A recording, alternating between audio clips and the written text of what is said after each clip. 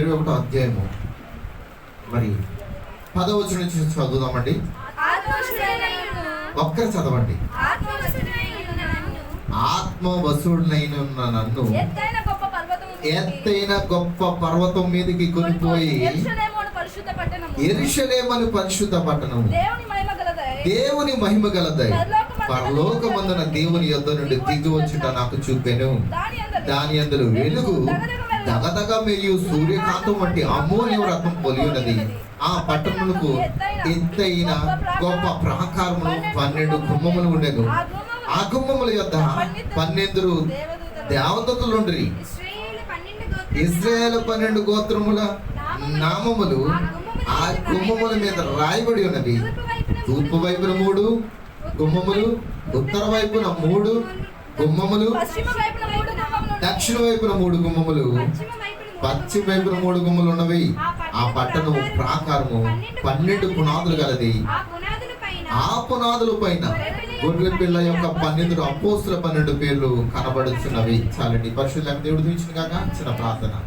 సర్వోన్నతుడ గొప్ప దేవుడని వందనాలు ప్రభువా. ఇదే నా కూడి వచ్చిన బిడ్డలను బట్టి వందనాలు. నిశ్చయంగా మా యొక్క సమస్యలను ఎరిగిన దేవుడు ప్రభువా. ఈ రోజున ప్రతి ఒక్కరితోనూ నాతోను మాట్లాడండి.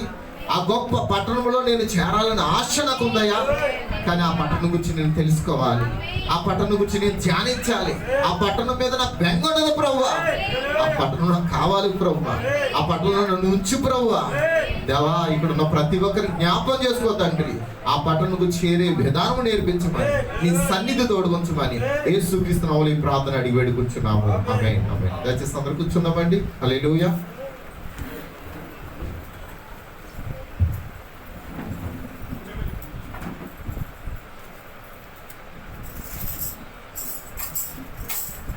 హల్లెలూయా. మరి ఇంకా చైర్స్ ఉన్నాయి, చైర్స్ లో కూర్చోవచ్చు. దేవుని స్తోత్రం. హల్లెలూయా. ఇంకా చైర్స్ ఉన్నాయి, మీరు చైర్స్ లో కూర్చోవచ్చు. చాలా మంది చైర్స్ లో మరి ఖాళీగానే ఉన్నాయి. మరి దేవుని నామానికి మరి కృతజ్ఞతలు చెల్లించుకుంటున్నాను. హల్లెలూయా. మీ అందరికీ మరొకసారి ప్రభువైన యేసుక్రీస్తు పేరిట వందనాలు చెల్లించుకుంటున్నాను. హల్లెలూయా. మనం గత కొన్ని వారాలుగా పరలోక పెండ్లి కుమారుడు, భూలోక పెండ్లి కుమార్తె యొక్క భవిష్య గృహం గురించి మనం నేర్చుకుంటున్నాం. దయచేసి బయట ఎవరిని ఉంచొద్దు, డోర్ కూడా వేసేసేయండి. ఎవరన్నా వస్తే డోర్ కొడతారు, లోపలికి వస్తారు. ఎందుకంటే మనకు కొంచెం సౌండ్ కూడా బయట నుంచి వచ్చే శబ్దం మనకు వినపడకుండా ఉంటుంది. పిల్లలు ఎవరు బయటకు వెళ్ళకుండా ఉంటారు. డోర్ వేసేసేయండి. ఎవరన్నా బయట ఎవరు లేరు కదండి, అందరూ లోపల ఉన్నారా? అందరూ. హల్లెలూయా. ఈసారి మొత్తం వాక్యం వచ్చినప్పటికి డోర్ వేసేసుకోవడం మంచిది. గేడ బయట ఎవరు వెళ్ళరు. హల్లెలూయా. దేవుని స్తోత్రం. హల్లెలూయా. మరి రోజున మనం కొన్ని విషయాలు నేర్చుకోవాలి. మనం చెప్పుకున్న ఒక అంశం గురించి మీరు ఎవరైనా చెప్పగలరా? చెప్పండి ఎవరైనా. పిరమిడ్ పట్టణం యొక్క స్థితిని గురించి మనం నేర్చుకున్నాం. ఆ పిరమిడ్ లేకపోతే నూతన యెరూషలేము, ఆ నూతన పట్టణం పరలోకం నుండి దిగివచ్చుట యోహాను చూచుచున్నాడు. అయితే ఆ పట్టణం గురించి, అంశాల గురించి ఒక్కడో చెప్తున్నాడు అని మనం నేర్చుకున్నాం. ఆ ఒక్కడెవరో కూడా మనం గుర్తించాం. హల్లెలూయా. ఎవరు ఎన్ని ఏమనుకున్నా ఆ ఒక్కడి గురించి మనకు తెలుసు. హల్లెలూయా. ఆ ఒక్కడే చివరి అసలు ఫస్ట్ లోంచి కూడా ప్రకటన గ్రంథము 1వ అధ్యాయం 1వ వచనంలో కూడా ఆ వ్యక్తి కనబడుతున్నాడు, మధ్యలో కనబడుతున్నాడు, ఇప్పుడు చివరిలో కూడా కనబడుతున్నాడు. హల్లెలూయా. ఆయన నిన్న నేడు నిరంతరము ఒకటే రీతిగా ఉన్నాడు. హల్లెలూయా. మనకు తెలుసు ఆది కాండంలో కూడా యేసుక్రీస్తు కనబడుతున్నాడు. ఎంతమంది నమ్ముతున్నారు? ఆయనే వాక్యపు దేహము కలిగి అక్కడ నిలిచి ఉన్నాడని. ఆమేన్. ఆ యొక్క చూడండి, అక్కడ ప్రకటన గ్రంథం 3వ అధ్యాయం ఆది కాండం 3వ అధ్యాయం 15వ వచనం అనుకుంటా. అందులో ఒకసారి చదువుతారు అది. మరియు నీకును స్త్రీకిని నీ సంతానమునకును ఆమె సంతానం. చూడండి, ఆమె సంతానం అంటే ఎవరు గుర్తిస్తున్నారా? ఆమె సంతానం అంటే స్త్రీ సంతానము. ఆయనే ప్రభువైన యేసుక్రీస్తు. హల్లెలూయా. మనమందరము కలయిక ద్వారా పుట్టినవారు, కానీ దేవుడు మాత్రము స్త్రీ సంతానం ద్వారా వచ్చినవాడు. ఆయనే తనకు తానుగా ఆ గర్భములో తనకు తానుగా సృజించుకున్నాడు. ఆ అండము ఆయనదే. అండము మర్యాద కాదు. ఒక బిడ్డ పుట్టాలంటే స్త్రీ అండం ఉండాలి, పురుషుని బీజం ఉండాలి. రెండు పరిపక్వం చెందినప్పుడే ఆ లోపల ఆ బిడ్డ తయారవుతుంది. కానీ ఇక్కడ వేరుగా ఉన్నది యేసుక్రీస్తు జననానికి. కేవలము మరియా ఒక భూమి వలె ఉన్నది, ఆమె గర్భము భూమి వలె ఉన్నది. కానీ ఆ గర్భములోకి అండమును సృష్టించిన వాడు ఆయనే, బీజముగా దిగి వచ్చిన వాడు కూడా ఆయనే. హల్లెలూయా. మరి యొక్క బలము ఆయనలో లేదు, ఆయన యొక్క బలము ద్వారానే ఆమె నడిపించబడుతుంది. హల్లెలూయా. వింటున్నారా? ఈ రోజు కూడా పరిశుద్ధాత్మను మనం ఆ విధంగానే గర్భం ధరించాలి. ఎందుకో తెలుసా? మనకొక నూతన ఎరుషలేము ఉన్నది, మనకొక నూతన పట్టణం ఉన్నది. ఆ పట్టణంలోకి వెళ్ళాలంటే ఖచ్చితంగా మనం ఒక పరిశుద్ధాత్మను గర్భం ధరించాలి. హల్లెలూయా. కాబట్టి నేను చాలా సంతోషిస్తున్నాను, ఎందుకంటే ఆ పరిశుద్ధ పట్టణం గురించి తెలుసుకునే ఆశ మనలో ఉండాలి. హల్లెలూయా. మనం అందరం అక్కడ చేరే వాళ్ళమై అక్కడికి వెళ్ళాలని ఆశతోనే ఇక్కడికి వచ్చి ఉన్నాం.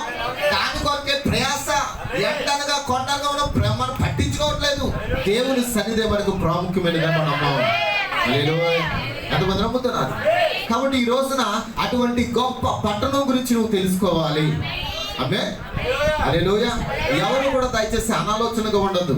ఎవరు కూడా మీరు పక్కన చూపులు చూడవద్దు. ఎందుకంటే మీ చూపు అంతా వాక్యం వైపు ఉండాలి, మీ తలంపు అంతా వాక్యం వైపు ఉండాలి. ఒకవేళ మీ తలలు పైకెత్తి చూడలేకపోతే మీరు వాక్యాన్ని మీ దాటి వెళ్ళిపోతారు.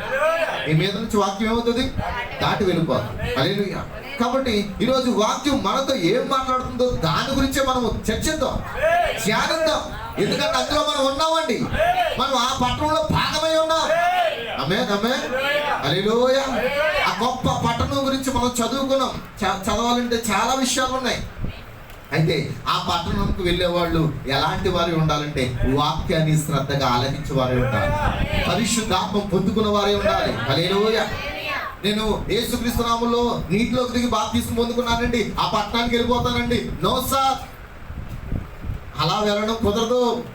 నువ్వు ముందుగా ఆ యొక్క తిరిగి జన్మించే అనుభవంలోకి రావాలి.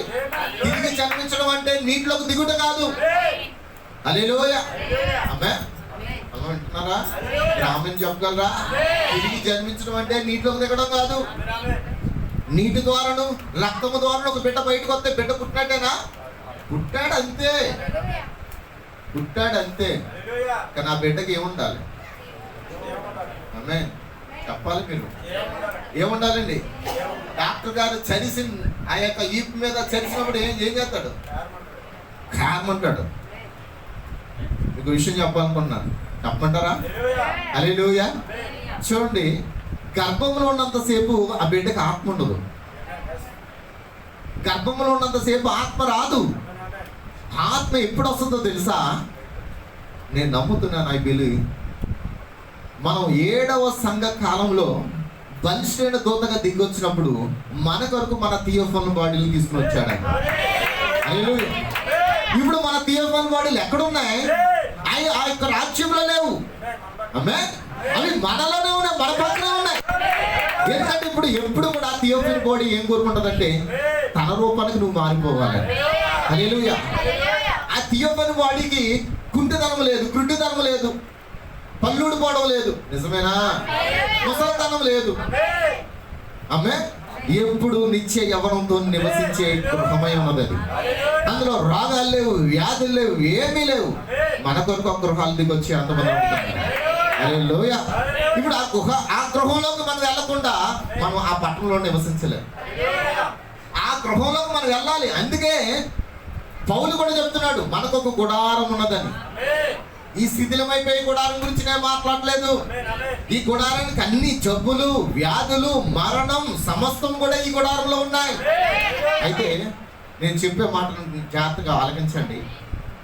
ఆ 7వ సంఘ కాలము తర్వాతే ఆ బలిష్ఠైన దూతగా ఆయన సన్సెట్ పర్వం ఎప్పుడైతే దిగాడో అప్పుడే మన థియోఫాన్ బాడీలు కూడా దిగాయి. హల్లెలూయా. అలాగే గర్భిణీ స్త్రీలు గమనించండి, మీ బిడ్డ లోపల జీవంతో ఉండొచ్చు, ప్రాణంతో ఉండొచ్చు. అది కేవలం జీవం, ప్రాణం, కానీ ఆత్మ కాదు. హల్లెలూయా. 7వ నెలలోనే ఆ ఆత్మ దిగి వస్తుందంట. హల్లెలూయా. అందుకే కొంతమంది 7వ నెలలోనే పుట్టేస్తారు. పుట్టినప్పుడు ఆత్మ ఏమవుతుంది చెప్పాలి. పుట్టిన వెంటనే ఆ బిడ్డ బయటికి రాగానే ఇప్పుడు ఆత్మ అందులోకి ప్రవేశిస్తారు. అయితే ఇప్పుడు ఆత్మ అతడు జీవంతో ఉన్నాడని గుర్తించడానికి డాక్టర్ గారు ఏం చేయాలి? ఈ మీద నిజమేనండి, కొడతాడా? కొట్టాలా? చెప్పండి, కొట్టాలా? నిన్న వాక్యం మనతో మాట్లాడేది ఏమంది? ఖండించుము, బుద్ధి చెప్పుము, ఆమె గద్దించుము. ఎందుకో తెలుసా? మనకు జీవం రావాలి, మనకు ఆత్మ రావాలి. ఇంత బోధకు మనం చెవి యొక్కాలి. ఎంతమంది మన యూట్యూబ్ ఛానల్ చూస్తున్నారు ఏమో, కానీ నేను పెట్టింది ఎవరి కోసం అంటే వినేవాళ్ళు ఎవరో ఉంటారు, ఎవరో ఒకరు ఇద్దరు ఉంటారు చాలు. నేను కరోనా టైంలో అలాగే అనుకున్నాను, ఎవరో ఒకరు వింటారు అనుకున్నాను, అంతే ఒక ఆత్మ పట్టబడింది. చాలండి. ఒక వ్యక్తి వ్యాక్సిన్ అయిపోయారు, లేదా వెనక్కి వెళ్ళిపోయారు. ఆ వ్యక్తి ఎప్పుడైతే నేను యాడ్ చేశాను ఆ వ్యక్తి మరలా తిరిగి వాక్యము ద్వారా మళ్ళీ ఏమైపోయాడు? రీఫిల్ చేసుకున్నాడు. ఇప్పుడు మళ్ళీ మార్పు చెందాడు. ఆమె ఒక్క వ్యక్తి అన్నా చాలు కదండి. ఇంత ప్రయాస ఎందుకండి? ఒక్క ఆత్మను సంపాదించుట 10,000 ప్రపంచాల కంటే విలువైనది. ఆమె కాబట్టి ఈ రోజున ఆ పరిశుద్ధ మహాపట్టణంలోకి వెళ్ళాలంటే నీ ఆత్మ ఆ పట్టణంలోకి సరిపోయినట్లుగా జీవించాలి నువ్వు. అందుకే 7వ నెలలోనే ఆత్మ ఏం చేస్తుందంటే ఆ యొక్క తల్లి చుట్టూ తిరుగుతుందంట. ఎప్పుడైతే డెలివరీ అవుతుందో అప్పుడు ఆ ఆత్మ అందులోనికి వెళ్తుంది.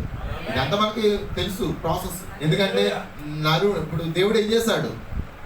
నేల మట్టును తీసుకుని నరుడుగా నిర్మించాడు. ఆ ఆత్మ ఎప్పుడుంది? అది ముందే ఉంది. హల్లెలూయా. అందుకే నువ్వు ఎప్పుడున్నావు? యోగుని అడుగుతున్నాడు కదా దేవుడు బైబిల్లో, నువ్వు ఎప్పుడున్నావు చెప్పు. ఈ భూమికి పునాదులు వేసినప్పుడు నువ్వు ఎక్కడున్నావు? సముద్రమును దాని అడ్డుగడలు వేసినప్పుడు నువ్వు ఎక్కడున్నావు? ఉదయ నక్షత్రం ఏకంగా పాడినప్పుడు నువ్వు ఎక్కడున్నావు? యోగుని అడుగుతున్నాడు దేవుడు, ఎక్కడున్నావు తెలుసా? నేను ఈ జగత్తుకి పునాది వేసినప్పుడు నువ్వు చప్పట్లు కొడుతూ ఆనందిస్తున్నావు, జయదోలు చేస్తూ ఆనందిస్తున్నావు. హల్లెలూయా. అంటే నువ్వు ఎక్కడున్నావు? ఓ యోగు, నువ్వు ఇప్పుడు పెట్టిన వాడు కాదు, జగత్తు పునాది వేయబడుతుంది. అమ్మే అక్కడ ఉన్నాం కనుకే ఈ కాలంలో మనం వచ్చామంట. ఈ కాల ప్రవర్తన దేవుడు అడిగాడంట. ఎగ్జాంపుల్ చెప్తున్నాను. ఆయన సమాధానం ఎలా ఉన్నదంటే, వెంకం నువ్వు ఎఫెసు కాలంలోకి వెళ్తావా, లేకపోతే మోషే కాలంలోకి వెళ్తావా, నోవాహు కాలంలో పుడతావా, ఏ కాలంలో పుట్టాలని నువ్వు ఆశపడుతున్నావు అని అడిగారంట. హల్లెలూయా. వింటున్నారా సహోదరులారా? ఆమేన్ ఆమేన్. ఏ కాలంలో పుట్టాలని నువ్వు అడిగితే ఈ కాలపు విలియం బ్రాంటన్ చెప్పాడంట, నేను చివరి కాలమైన మహిమకరమైన ఈ కాలంలోనే పుట్టాలని కోరుకున్నాడంట. హల్లెలూయా. ఎందుకో తెలుసా? ఒకవేళ మోషే కాలంలో పుట్టినట్టయితే మోషే వాక్యం చెప్తున్నప్పుడు మోషే స్థానంలో నేను ఉండను. కానీ మోషే కాలంలో పుట్టినట్లయితే మోషే నేను అంగీకరించకుండా ఏం చేస్తాను? తిరుగుబాటు చేస్తానేమో. నోవాహు కాలంలో పుట్టుంటే నోవాహు కడుపు పుట్టకపోతే నా పరిస్థితి ఏమవుతుంది? అప్పుడు కూడా ఆ యొక్క ఆనాటి ఆ జనులతో పడి నేను నీటిలో పడి నాశనం అయిపోతాను. అందుకే నాకు ఈ కాలం కావాలి ప్రభు. ఆమేన్ ఆమేన్. ఈ చివరి కాలం కావాలి, ఎందుకంటే ఆ చిన్న మందులో ఉండాలని ఆయన కోరుకున్నాడు. హల్లెలూయా. కాబట్టి ఈ రోజున మనమందరూ దేవుని యొక్క గొప్ప ఎన్నిక ఉందని నమ్మండి. హల్లెలూయా. నీవు ఇప్పుడు పుట్టినప్పుడు నువ్వు ఇప్పుడు మీ అమ్మకు పుట్టావు, కానీ దేవుడు చెప్తున్నాడు నిన్ను జగత్తు పునాది వేయమంటే ఆయన ప్రేమ చేత కన్నాడు. హల్లెలూయా. ఈ శరీరం శాశ్వతం కాదు, ఇది పాడైపోయే గుడారం. నీకు ఒక శిథిలము కాని గుడారం ఉన్నది. ఆ గుడారంలోకి వెళ్ళడానికి ఈ ప్రయాస అంతా. ప్రతి ఆదివారం, ప్రతి బుధవారం, ప్రతి శనివారం నియామక దినాల కోటాలు ఎందుకు? ఆ గుడారంగా మారిపోవడానికి, ఆ థియోఫనీ బాడీగా మారిపోవడానికే అని మనం నమ్ముతున్నారు. అయితే ఈ రోజున వర్తమానం ఎంత వచ్చినా ఈ వర్తమానాన్ని త్రోసివేస్తున్నారు జనాలు. హల్లెలూయా. బైబిల్లో ఒక మాట ఉంటుంది, చూద్దామండి. హల్లెలూయా. నేను నా యొక్క మెసేజ్లోకి వెళ్ళే ముందు మరి ప్రవక్త ఈ యొక్క వర్తమానంలో చెప్పిన మాటలు మనం ధ్యానిద్దాం. పరలోక పెండ్లి కుమారుడు, చెప్పాలి అందరూ కూడా, పరలోక పెండ్లి కుమారుడు. అవునండి, ఇక్కడ భూలోక పెండ్లి కుమార్తె ఉందా? హల్లెలూయా. భూలోక పెండ్లి కుమార్తెగా ఎంతమంది ఉండాలనుకుంటున్నారు? ఆయన పరలోక పెండ్లి కుమారుడు, మన భూలోక పెండ్లి కుమార్తెగా ఉండాలి. హల్లెలూయా, హల్లెలూయా. చూడండి, యెషయా గ్రంథము 4వ అధ్యాయం తీయండి ఒకసారి. మొదటి వచనం చదవండి. కొన్ని వచనాలు ధ్యానిద్దాం. ఇవి మీరు జ్ఞాపకం పెట్టుకోవాలి.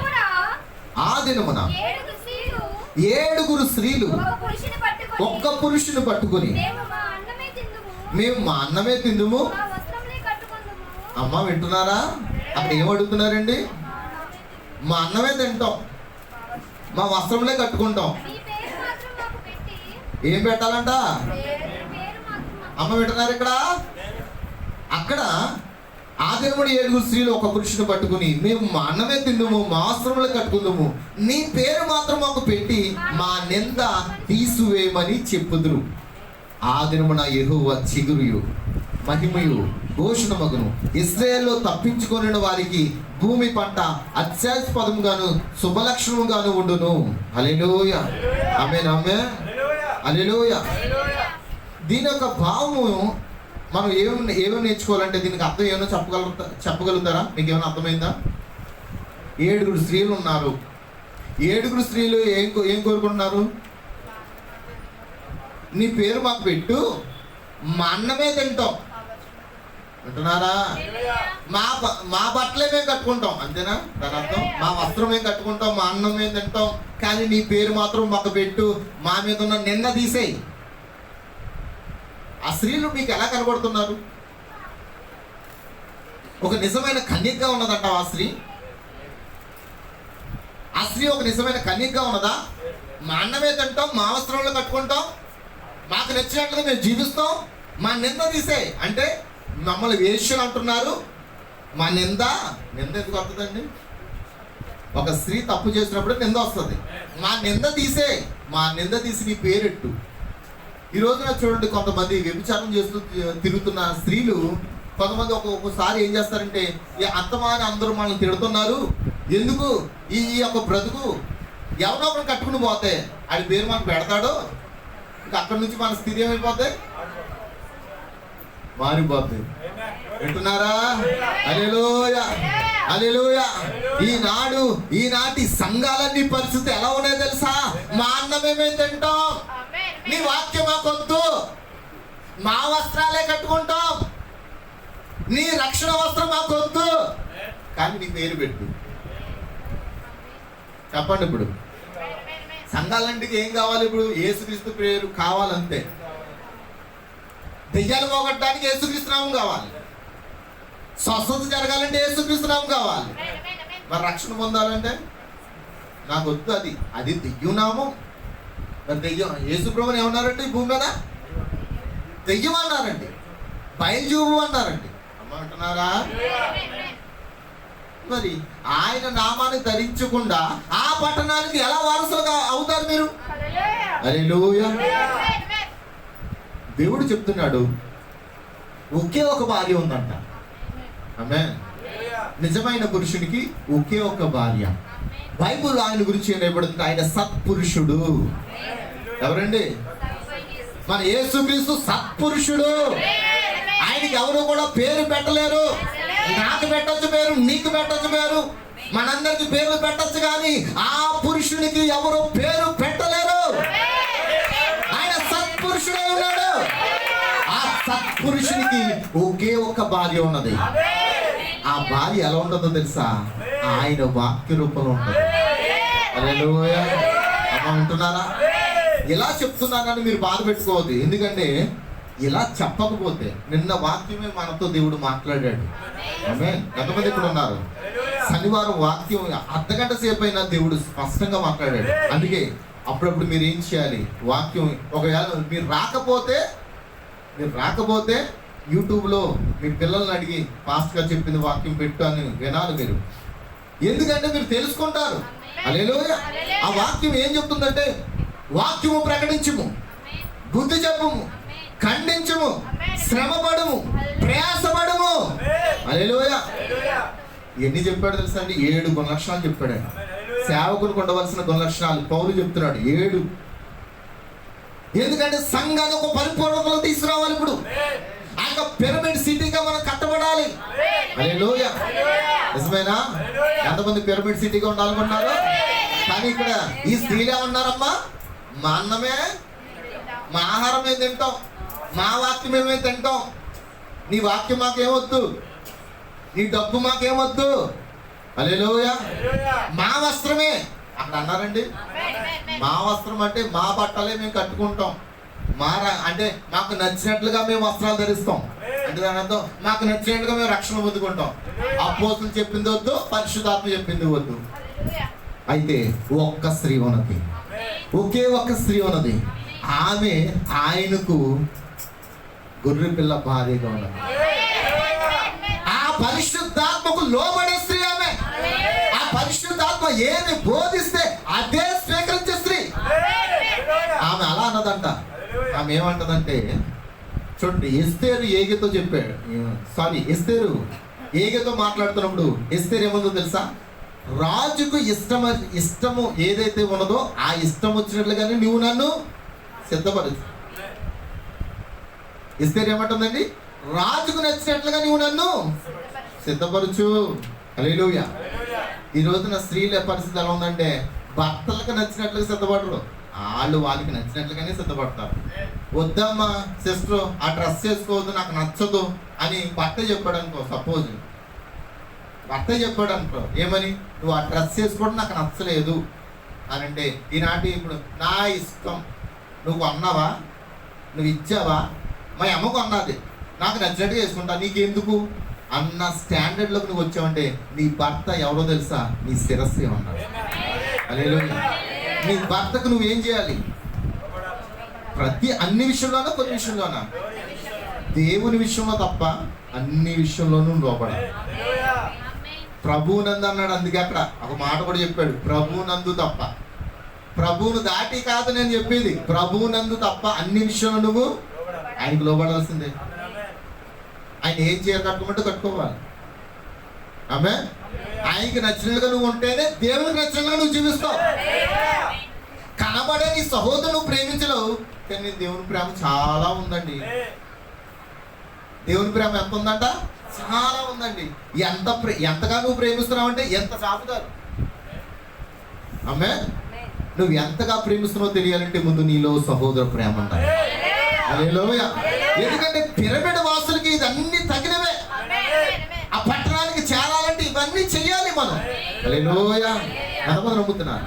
అయితే మరి ఈ కాల ప్రవక్త చెప్పిన ఒక మాట నేను చదువుతున్నాను, దయచేసి ఎవరు కూడా అపార్థం చేసుకోవద్దు. ఇది మీరు చేయట్లేదు, కానీ బయట ఉన్న పరిస్థితులు అలా ఉన్నాయి. చదవమంటారా? యెషయాలో మనం చూచాం, ఈ కడవరి కాలంలో స్త్రీలు ఎంతటి నీచ స్థితికి దిగజారిపోయారో అనే దానిని గురించి చెప్పుచున్నది.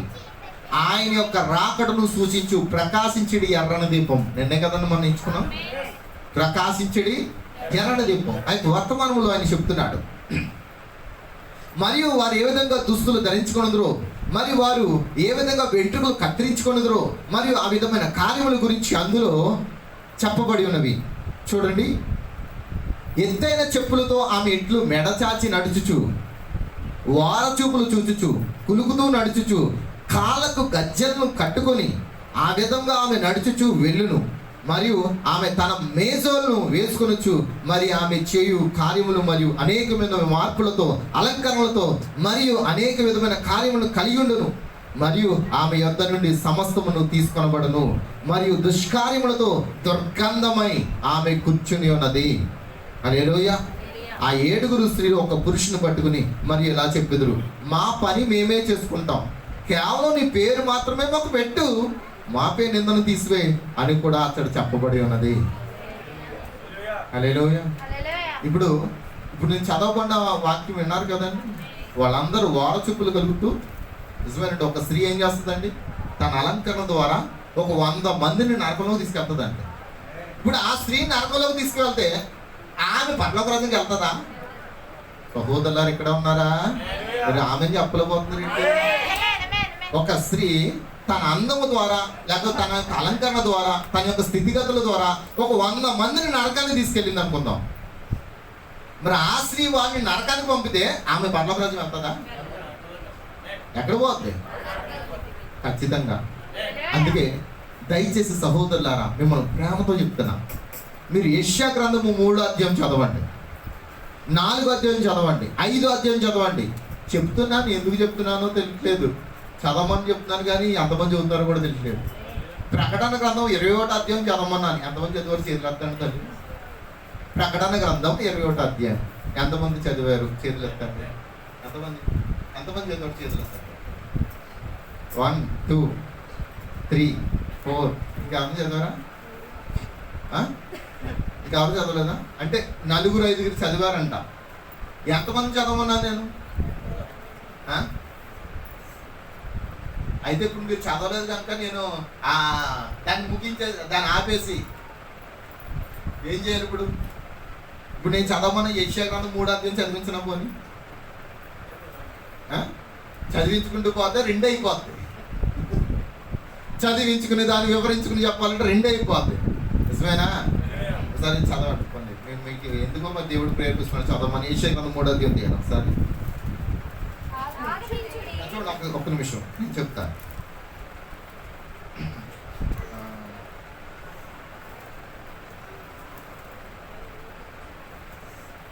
ఒక్క నిమిషం 1 minute. ఆల్రెడీ తీసానమ్మా. ఒక్క నిమిషం, నేను అసలైన వచనాలు చదివిద్దామని. ఓకే, చూద్దాం. 16వ వచనం నుంచి చదవండి. 3:16. మరియు అందరూ జాగ్రత్తగా వినాలి. మరియు యెహోవా సెలవిచ్చినదేమనగా, ఒకసారి ఆగండి. యెషయా గ్రంథము, మీరు అందరూ చెప్పండి. యెషయా గ్రంథము 3వ అధ్యాయము 16 నుంచి. మీ అందరు గుర్తుందా? యెషయా గ్రంథము 3వ అధ్యాయము. మర్చిపోకూడదు, అది గుర్తుండిపోవాలి, ఇంకా మనకి స్టాండర్డ్ అయిపోవాలి. అమ్మే చదవండి అమ్మ. మరియు యెహోవా సెలవిచ్చినదేమనగా, సియోను కుమార్తెలు గర్విష్ఠురాండ్రై మెడ చాచి. వింటున్నారా? మీ గురించి కాదమ్మా సహోదరులారా, సిస్టర్స్, మీ గురించి కాదు. ఈ లోకంలో ఉన్న సంఘం యొక్క పరిస్థితులు ఎలా ఉన్నాయంటే, లోకంలో ఎద్దు చెప్పులే కానీ ఏమవుతుందంటే ముందు మెడ చాచి నడుస్తారంట. ఎందుకంటే కాలు కిందకు ఉన్నాయనుకోండి మెడ చాచలేదు, కాలు ఎత్తులో ఉన్నాయనుకోండి మెడ. ఎందుకంటే ఆటోమేటిక్గా మన కాలు ఎత్తులో ఉండేటప్పుడు మెడ పైకి సాగుతుంది. కాలు కింద ఉన్నప్పుడు మన మెడ ఎక్కడ ఉంటుంది? కింద ఉంటుంది. అందుకే ఇక్కడ దేవుడు చెప్తున్నాడు ఏమని? మెడ చాచి నడుచుచు వార చూపులు చూచుచు. అమ్మా వింటున్నారా? ఏం చూపులు చూస్తున్నారంట? ఈనాటి స్త్రీలు ఎలా ఉన్నారు? ఈనాటి సంఘ పరిస్థితులు చెప్తున్నాను. వార చూపులు చూచుచు, కులుకుతూ నడుచుచు, తమ కాళ్ళ గజ్జలను మ్రోగించుచున్నారు. కాబట్టి ప్రభు సియోను కుమార్తెల నడినెత్తి బోడి చెయ్యును. ఆమె ఆయన చేసుకోకర్లేదు, ఆయనే చేస్తాడు బోడి. బోడి చేసేసాడంటే ఇంకా అయిపోయింది నీ పని. బోడి అంటే ఏంటో తెలుసా? ఆయన నీకు శిరస్సుగా ఉండడు. శిరస్సు లేకపోతే నువ్వెవరు? చెప్పండి అమ్మా. అమ్మా వింటున్నారా?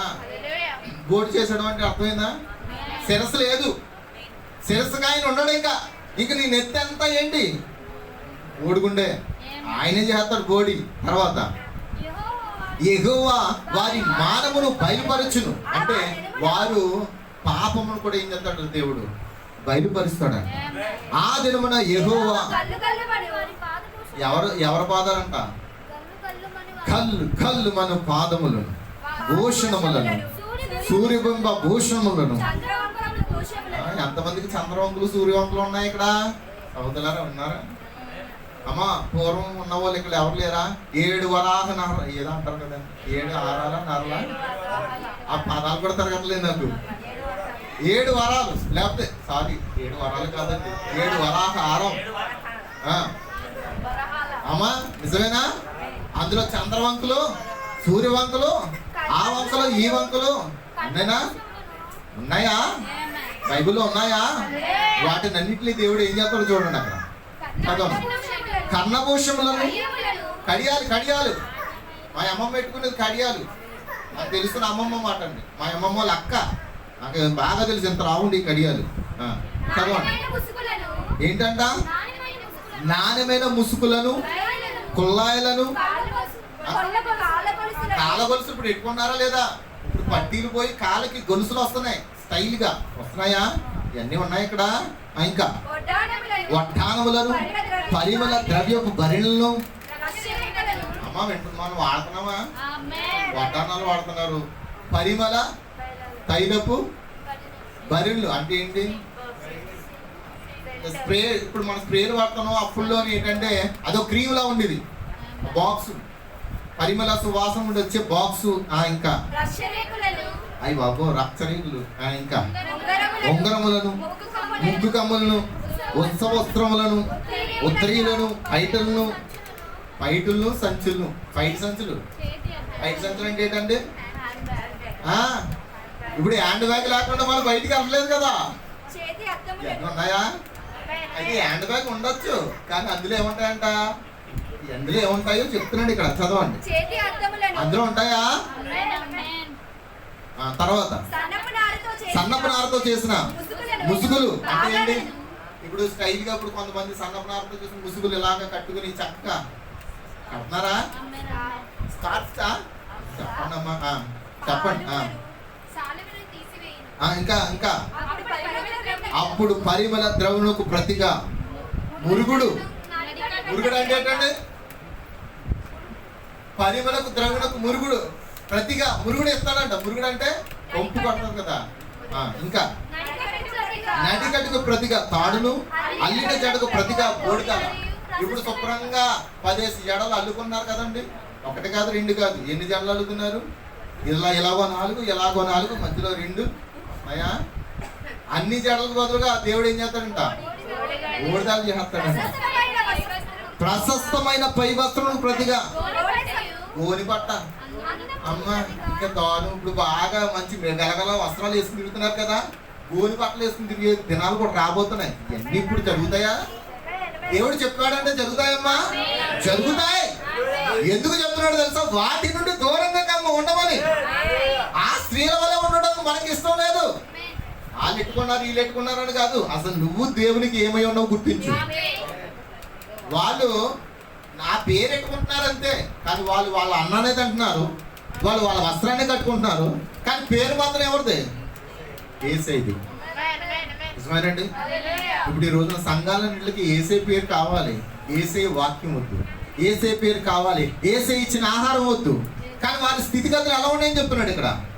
ఇవన్నీ చెప్పిన తర్వాతనే కదమ్మా తల్లి 4వ అధ్యాయం మొదలైంది. నిజమేనా?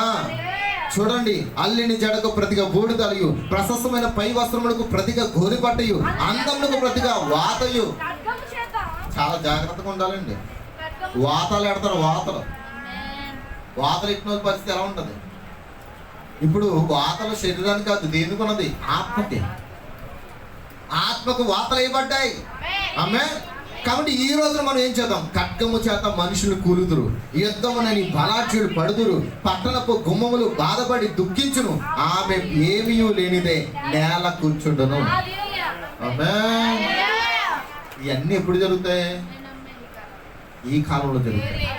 హల్లెలూయా. కానీ ఈ కాలంలో ఉన్న స్త్రీలకి నీకు వ్యతిరేకంగా ఉండాలి. నేను నమ్ముతున్నాను చాలా చోట్ల వర్తమాన యొక్క బిడ్డలు ఎలా ఉంటారో తెలుసా? తెలిసిపోతారండి. వారి వస్త్రధారణ, వారి అలంకరణ, వారి మృదువైన మాటలు. నిజమేనా? మన మాటలు కూడా ఎలా ఉండాలి? కష్టంగా కోపంగా ఉండకూడదు, అరిచినట్టు ఉండకూడదు. నిజమేనా?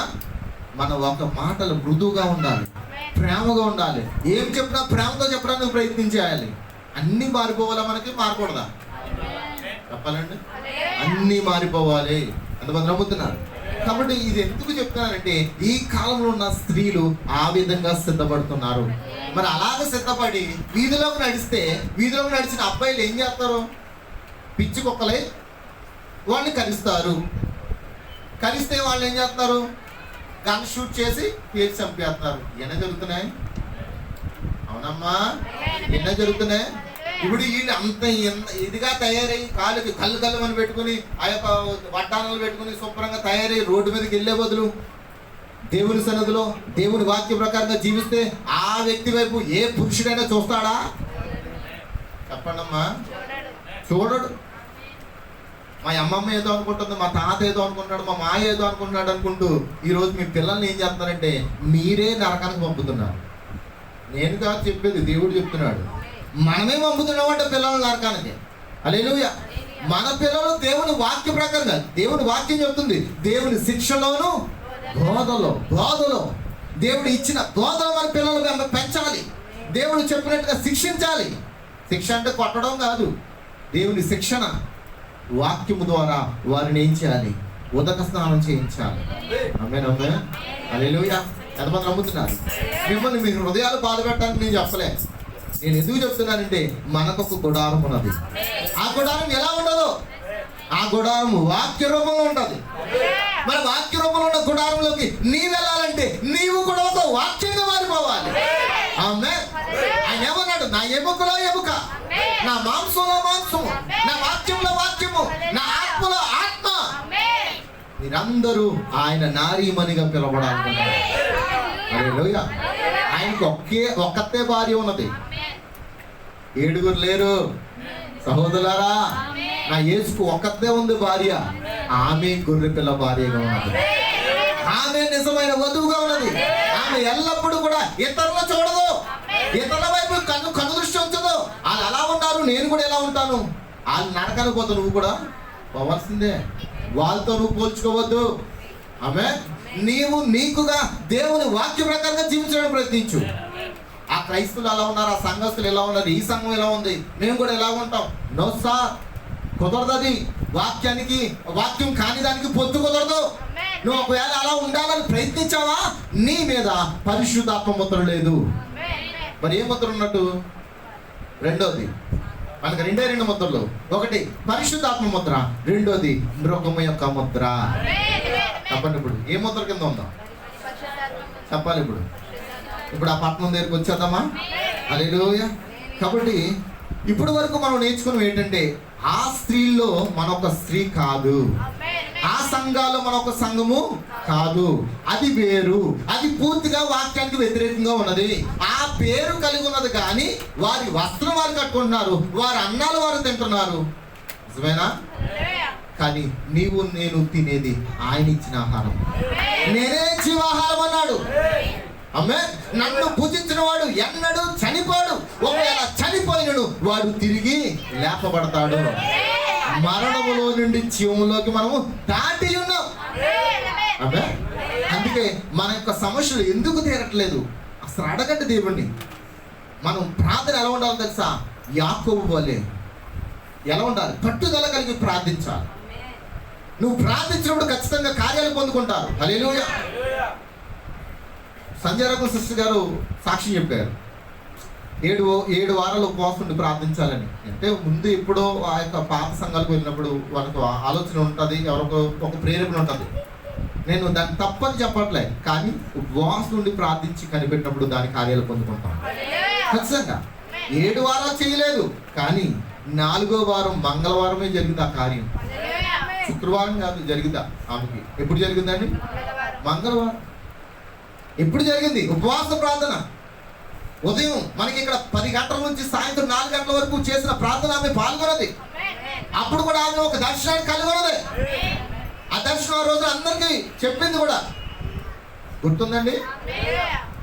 ఇక్కడ పాస్టర్ గారు వాక్యం చెప్తుంటే ఇక్కడ ఏమి లేస్తుందమ్మా? పొగ. ఆమేన్. ఎందుకు మనం అలాంటి వాటిని మనం కలిగి ఉండలేకపోతాం? ఆయన నిన్న నేడు నిరంతరము ఒకటే రీతిగా ఉన్నాడు. మోషే దినాలు ఆయన అగ్నిస్తంభంగా దిగొచ్చిన దేవుడు ఈ దినాల్లో కూడా దిగొస్తాడు. ఆయన మోషే దినాల్లో ఆ యొక్క ప్రత్యక్ష గుడారమును మేఘముతో నింపితే, ఈ దినాల్లో కూడా ఈ యొక్క సంఘములోకి ఆయన మేఘంగా దిగుతాడు. ఆయన కదలాడే దేవుడే ఉన్నాడు. హల్లెలూయా, హల్లెలూయా. కాబట్టి మనం చాలా దేవునిలో పట్టుదల కలిగి ప్రార్థించాలి. పట్టుదల కలిగి ప్రార్థించినప్పుడే దేవుని కార్యాలు మనం పొందుకుంటాం. కానీ ఆ 7 స్త్రీలు అడిగినట్లుగా నీవు కూడా ప్రభువా నీ పేరెట్టు, మా అన్నం మేమే తింటాం, మా వస్త్రం మేము కట్టుకుంటాం, మా పని మేము చూసుకుంటాం, నీ పని నువ్వు చూసుకో. ఎలా ఉంది ఆ మాట? నన్ను ఎవరు బిజినెస్, నీ పని ఏదో నువ్వు చూసుకో, నీ పేరు మాకు పెట్టు, మా వ్యాపారాలు మేము చేసుకుంటాం. నిజమేనండి అమ్మ, వింటున్నారా? మా అన్నం మేము తింటాం, మా వస్త్రం మేము కట్టుకుంటాం, మా వ్యాపారాలు మేము చేసుకుంటాం, కానీ నీ పేరు మాత్రం మాకు పెట్టు. డోంట్ యువర్ షట్ అప్, నువ్వేం మాట్లాడదు, ఇంకా నువ్వు వెళ్ళిపోయి, ఇంకా నీ పేరు ఎట్టావు కదా. ఈరోజు దేవుడు ఎక్కడున్నాడో తెలుసా? సంఘములో లేడు. ఎక్కడున్నాడు చెప్పండి? మీరు వాక్యంలో చదువుతున్నారు కదా, ఎక్కడున్నాడు చెప్పండి? ఆయన ఎక్కడున్నాడు? ఎక్కడున్నాడండి? వాక్యం చెప్తుందో తెలుసా? ఆయన తలుపు బయట ఉన్నాడంట. ఇదిగో తలుపు తట్టుచున్నాను. హల్లెలూయా. ఎవరైతే తలుపు తీస్తారో ఆయన లోపలికి వద్దాం అనుకున్నాడు. ఇప్పుడు ఆయన సంఘం లోపల లేకుండా బయట ఉండి తలుపు కొడుతుంటే మరి ఆ సంఘంలో కూర్చున్నవాడు ఎవడంట? ఆయన పేరెట్టుకుని ఆరాధిస్తున్నారు. ఆ పేరుకి సంబంధం లేని అంత్యక్రీస్తు వచ్చి హ్యాపీగా కూర్చుని ఈ పిల్లలు ఇక్కడ డాన్స్ చేస్తుంటే, ఇక్కడ జోకులు చెప్పుకుంటుంటే ఆయన హ్యాపీగా, ఎవరు? దేవుడా? అంత్యక్రీస్తు లోపల కూర్చుని హ్యాపీగా సంతోషిస్తున్నాడంట. వీళ్ళందరినీ నేను చీకటిలో తీసుకెళ్ళిపోతాను, వీళ్ళు చీకటి సామ్రాజ్యులు. మనం చీకటి సామ్రాజ్యవస్తులం కాదు, వెలుగు సంబంధమైన ప్రజలు. హల్లెలూయా. వెలుగు సంబంధమైన ప్రజలు కాదు. వెలుగు ఏదైతే చెప్తుందో వెలుగు ప్రకారంగా మనం నడుద్దాం. హల్లెలూయా. కొంచెం కష్టమే, కొంచెం మనకి ఎలా ఉంటుంది? కష్టమే. కష్టమైన ఇష్టంగా ప్రేమిస్తే మన భర్త సంతోషిస్తాం. హల్లెలూయా. స్త్రీలారా, మీరు కూడా ఏం చేయాలి? మీకు కష్టమే, మీ భర్తలు చెప్పింది మీకు కష్టమే. ఆ చీర కట్టద్దు అంటాడు, నువ్వేమంటావు? మా అమ్మ ఇచ్చింది నువ్వు కొన్నావా అని అంటావు. ఆ మొట్టమొదటి నోటి మీద వచ్చే మాట ఏంటంటే, నువ్వేమి ఇచ్చావా? మా అమ్మ కొన్నది, మా అమ్మ ఇచ్చింది, మా అమ్మ చేసింది. అసలు నీ సర్వం అంతా ఎవరో తెలుసా? నీ భర్తే. మీ అమ్మ నీకు ఇవ్వలేదు చీర, మీ ఇద్దరికి కలిపిచ్చింది. హల్లెలూయా. అమ్మ వింటున్నారా? మా బాబు ఇచ్చాడు, మా అమ్మ ఇచ్చింది. ఇవన్నీ లోకస్తుల మాటలు. మనం ఆయన ఇచ్చిన వస్త్రం ధరించుకోవాలి. నీకు ఎవరు ఏమి ఇచ్చినా ఆయన ఇవ్వకుండా వస్తుందా చెప్పండి? ఈరోజు ఒక సెల్ ఫోన్ కొనుక్కోవాలనుకున్నారు ఎవరో అనుకుందాం. నువ్వు కొనేసుకోవాలని డబ్బులు చూసుకుంటే అయిపోద్దా? దాని పేమెంట్ అంతా కూడా సమకూర్చేవాడు ఎవరు? ఆయన అనుకుంటేనే జరుగుతుంది సుమి. నువ్వు అనుకుంటే ఏది జరిగిపోదు. నువ్వు అనుకుంటే అన్నీ జరిగిపోతే ఇంక దేవుడు కూడా అవసరం లేదు నీకు. హల్లెలూయా. ఆమేన్. బైబిల్లో మాట ఉంటుంది, ఎవడైనా ఒకరి చేత ఇల్లు కట్టబడుతుంది కానీ కట్టువాడు నేనే. ఈ ఇల్లు ఎవడో ఒకరి చేత కట్టబడుతుంది. ఈ ఇల్లు మా అమ్మ నాన్నల ద్వారా కట్టబడింది, కానీ కట్టినవాడు చప్పట్లు కొడతారు. మీకు అందరికి అర్థమవుతుందా? నీ ఇల్లు కూడా కట్టినవాడు ఆయనే, ఈ గుడారం కూడా కట్టినవాడు ఆయనే. ఈ గుడారాన్ని ఎలా పడతా అలా చేస్తానంటే కుదరదు. అద్దీంట్లో ఉంటున్నావు, జాగ్రత్త. ఆయన పిలిస్తే అద్దీలు ఖాళీ చేసేవలసిందే. ఆమె అయ్యో పాపం, చిన్న వయసు, అయ్యో పాపం అనుకునే దానికి ఏమీ లేదు. అయ్యో పాపం అనుకుంటారు మనుషులు, కానీ అయ్యో పాపం అనుకున్న ముందే, నిన్ను దేవుడు పిలవక ముందే నువ్వేం చేయాలి? ఆయనకు నచ్చినట్లుగా జీవించాలి. హల్లెలూయా. ఒకడు పిలిచాడా, నీ యొక్క థియోఫాని బాడీకి నువ్వు సరిగ్గా లేవనుకో, ఇంకా పట్టణంలోకి కష్టం. ఎక్కడుంటావండి? తీర్పులో ఉంటావు. నువ్వు చేసిన ప్రతిది కూడా రికార్డింగ్ చేయబడి ఉంది. ఈ రోజు ఈ కూడికి కూడా రికార్డింగ్ చేయబడింది. అక్కడ తీర్పు తిననా నువ్వు అబద్ధం చెప్పినా అక్కడ సీసీ కెమెరా ఓపెన్ చేస్తాడైనా. ఉందా ఆయనకి CC camera? Sisters, brothers, CC camera ఉందా ఆయనకి? పనికి మాలిన మనుషులకే ఉంది. ఈ సెల్ ఫోన్లో రికార్డింగ్ చేసేసి, ఈ యొక్క రికార్డింగ్ చేసేసి మనం యూట్యూబ్లో పెట్టేస్తాం. మరి ఆయన గొప్ప దేవుడు అండి, ఆయన మహాజ్ఞాని. ఇక్కడ ఈ సెల్ ఫోన్ 120 GB ఉండొచ్చు, ఆయనకి జీవితం లెక్కలేదు. నీ ప్రతి నా యొక్క జీవితం, నీ యొక్క జీవితం, ప్రతి మనిషికి ఉన్న ఒక జీవితాన్ని ఆయన రికార్డ్ చేస్తున్నాడు. పాస్టర్ గారు మాకు ఏం చెప్పలేదండి, అలా ఉండమని ఇలా ఉండమని. నో సార్, చెప్పిందంతా కూడా ఆయన రికార్డ్ చేస్తున్నాడు. నువ్వు కుదరదు, నువ్వు చెప్పడానికి కూడా ఇంకా ఆధారం లేదు. నచ్చితే నువ్వు వాక్య ప్రకారంగా జీవించు, లేదా నువ్వు ఎలాగో లోకంలో ఉన్నావు కనుక లోకంలోకి వెళ్ళిపో. ఆ లోకం నేను ఎక్కడ తీసుకెళ్తుంది? ఎక్కడికి? ఇంకో 2 ఆప్షన్ ఏంటండి? పరలోకం తర్వాత పాతాళం. 2 ఆప్షన్లు ఉన్నాయి. 2 మార్గాలు నీ చేతిలో పెట్టబడాయి. ఒక మార్గం జీవ మార్గము, రెండోది మరణ మార్గం. నీ శరీరానికి మరణం గురించి ఆలోచించొద్దు. నీ శరీరానికి ఒక దినాన మరణం ఉంటుంది, కానీ మరణం చూడకుండా ఎత్తబడే ప్రజలం అంట మనం. అందుకే ఈ కాలాన్ని కోరుకున్నాడు ప్రవక్త. హల్లెలూయా. ఆనొక వలె ఎత్తబడిపోయే కాలం ఇది. ఏ దేవాలయ అగ్నిరథాల మీద వెళ్ళిపోయే కాలం ఇది. అందుకే ఈ కాలాన్ని కోరుకున్నాడు ఆయన. అప్పుడు ఆయన ఎంత కోరుకున్నాడండి? నేను ఎత్తబడికి వెళ్ళిపోవాలి అనుకున్నాడు, కానీ దేవుడు ఆయనకి సమయం లేదు. కానీ ఈ రోజు సమయం మనకిచ్చాడు. సమయం మనదే. ఈ సమయంలో ప్రకటించబడిన వాక్యాన్ని నువ్వు చేర్చుకో. ఎలా పడతా అలా రక్షణ పొందుకుంటే కుదరదు, ఎలా పడతా అలా రక్షణ వస్త్రాలు ధరించుకుంటే కుదరదు. వాక్యం ఏం చెప్తే ఆ ప్రకారంగా ముందుకు వెళ్ళాలి.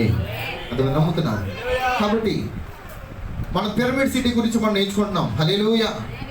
నాకు టెస్ట్ లేదమ్మా.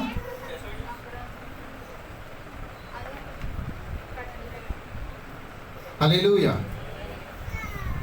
మీ అందరి గురించి ఇక్కడ ప్రార్థన చేయబడుతుంది. ఈ ప్రార్థన అవసరం ఇక్కడ రాశారు. ఆల్రెడీ అది గ్రూప్లో కూడా పెట్టబడడం జరిగింది. ప్రార్థించండి వాటి కొరకు. హల్లెలూయా. ఆమేన్.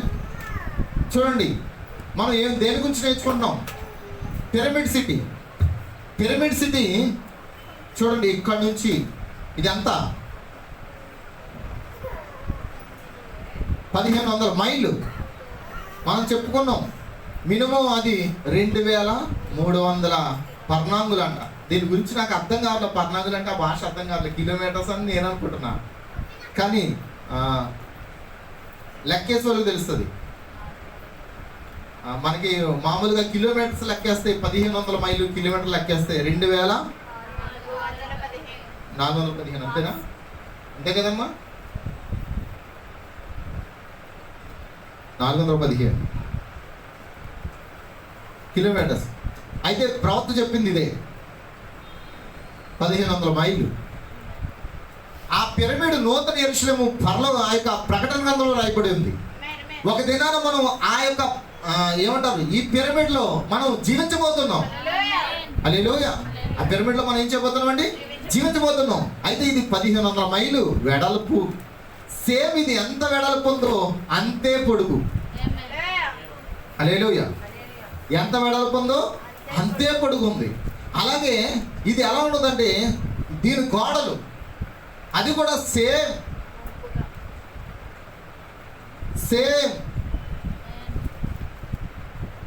ఇది 1500, ఇది 1500. ఈ వెనకత్తలు కూడా అటువైపు భాగం వింటున్నారా? ఇది ఫ్రంట్ భాగం. ఆ పక్క భాగం కూడా ఎంత? ఇది దేన్ని సూచిస్తుందంటే మన కాలాన్ని సూచిస్తుందని మనం నేర్చుకున్నాం. నిజమేనండి? ఇప్పుడు ఎంత టోటల్ అయింది? ఎంత అది మొత్తం లెక్కేయండి అమ్మా. 1,00,000 రూపాయలు లెక్క ఏమంటే 10 నిమిషాలు లెక్కేస్తారు. ఇప్పుడు ఇక్కడున్న బోర్డు మీద అంకెలు లెక్కేయండి. ఎంత? 6,000. ఇప్పుడు ప్రపంచం స్టార్ట్ అయ్యి మనకి ఇప్పుడు బైబిల్ ప్రకారంగా ఎంతకాలం అయింది? అవునా? నిజమేనండి? 6,000 అయిందా? ఆదాము మొదలుకొని నోవాహు దినాల వరకు 2,000. నోవాహు మొదలుకొని యేసుక్రీస్తు దినాల వరకు 2,000. యేసుక్రీస్తు దినాల మొదలుకొని ఇప్పటి వరకు 2,000. మొత్తం టోటల్ 6,000 ఇయర్స్. ఆల్రెడీ మనకి ఇప్పుడు 6,000 సంవత్సరాలు కంప్లీట్ అయిపోతుంది. మనం ఎక్కడ ఉన్నామంటే, పిరమిడ్ దేని చూపిస్తుందంటే సమయాన్ని చూపిస్తుంది. ఇదిగో నీ సమయం అయిపోయింది, ఇప్పుడు మనం ఎక్కడికి వెళ్ళాలి? ఈ భూమిని విడిచి ఈ పిరమిడ్లోకి వెళ్ళాలి. హల్లెలూయా. అంటే ఇప్పుడు మధ్యలో ఎన్ని జరుగుతాయంటే 3.5 సంవత్సరాల పిండ్లు విందు ఉంది. చాలా మంది 7 సంవత్సరాలను వాదిస్తున్నారు. నేను కొత్తగా బైబిల్లో వచనాలు కూడా చూపించాను, చూసారు కదమ్మా. 12వ అధ్యాయంలో కూడా ఉన్నది, దానియేలు 9వ అధ్యాయంలో ఉన్నది. అమ్మ వింటున్నారా? 7 ఏళ్ళ విందు పెళ్ళి అవుతుందా, ఏదేంటది పాడబడతారు కదండి, అదంతా పెందుకోసం రాసుకున్నారు. కానీ బైబిల్ నిజంగా దాన్ని పూర్తిగా ఈ కాలంలో ఉన్న ప్రవక్త దాన్ని వివరించాడు. ఆమె 7 ఏళ్ళ శ్రమకాలం అన్నారు, 7 ఏళ్ళు పెళ్లి విందు అన్నారు. కానీ 3.5 సంవత్సరాలు యూదులకు సువార్త అయిపోయింది. ఆల్రెడీ దానియేలు గ్రంథం 9వ అధ్యాయం మనం చదువుతున్నప్పుడు స్పష్టంగా అక్కడ ఉంటుంది. వారంలో అర్ధభాగము అభిషక్తుడు నిర్మూలములు, మిగిలిన అర్ధభాగంలో వారికి ఏంటి? సువార్త. ఇప్పుడు 3.5 సంవత్సరాలు పిండ్లు వింది ఎవరికి? మనకే. మనల్ని పోషించడానికి కూడా టైం పెట్టాడంటాడు. ఒకసారి చూడండి ఆ మాట, ప్రకటన గ్రంథం 12వ అధ్యాయం.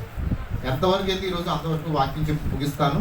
హల్లెలూయా, ఆమేన్, హల్లెలూయా. ప్రకటన 12వ అధ్యాయం. ఒక్క నిమిషం 6వ వచనం చదవండి సార్. ఆ స్త్రీ అరణ్యములకు పారిపోను, అచ్చట వారు 1260 లెక్క పెట్టండి. 1260 దినాలు లెక్క పెట్టండి. 1260 దినాలు లెక్క పెట్టచ్చు. 1260 దినాలు అండి. దేని కొరకు ఇచ్చిందంట టైము?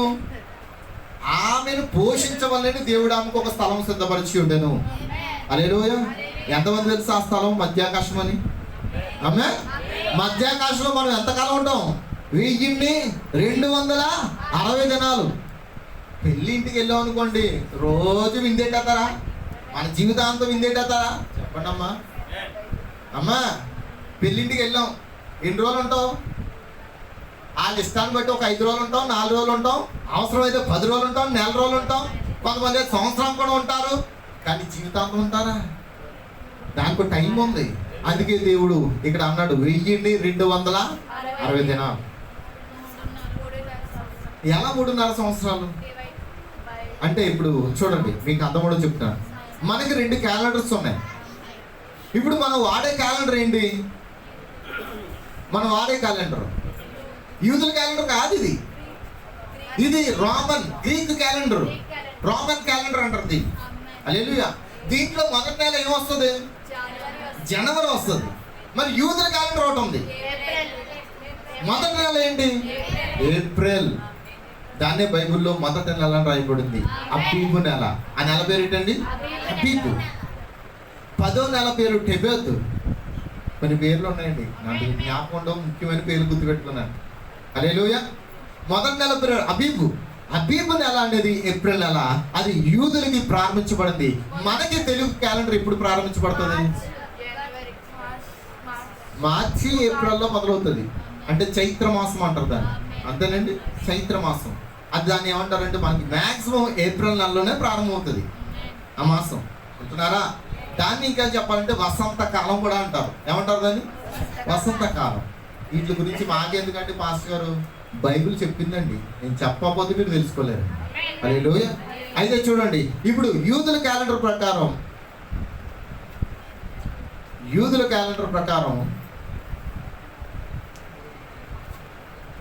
ప్రతి నెలకి ఎన్ని రోజులు ఉంటాయి?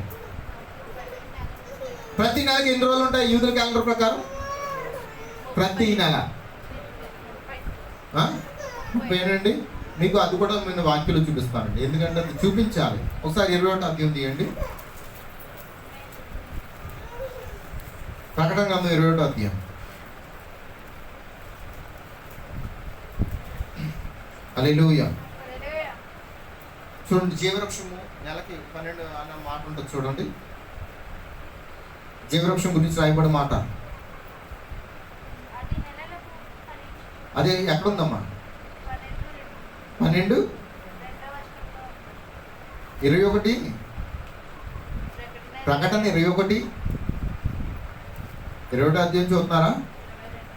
22లో ఉందా? చదువుమ్మా. ఆ పట్టణపు రాజవీధి మధ్యను ప్రవహించుట ఆ దూత నాకు చూపాను. ఆ నది యొక్క యువలను ఆవును జీవవృక్షముడును. అది నెలకు ఫలించుచు 12 కాపులు కాయను. ఆ వృక్షం యొక్క ఆకులు జనములకు స్వస్థపరిచి వినియోగించును. హల్లెలూయా. అది నెలకు అంటే 30 దినాలు. నెల అంటే ఏంటండి?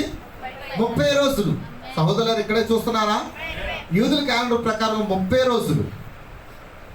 మరి మన క్యాలెండర్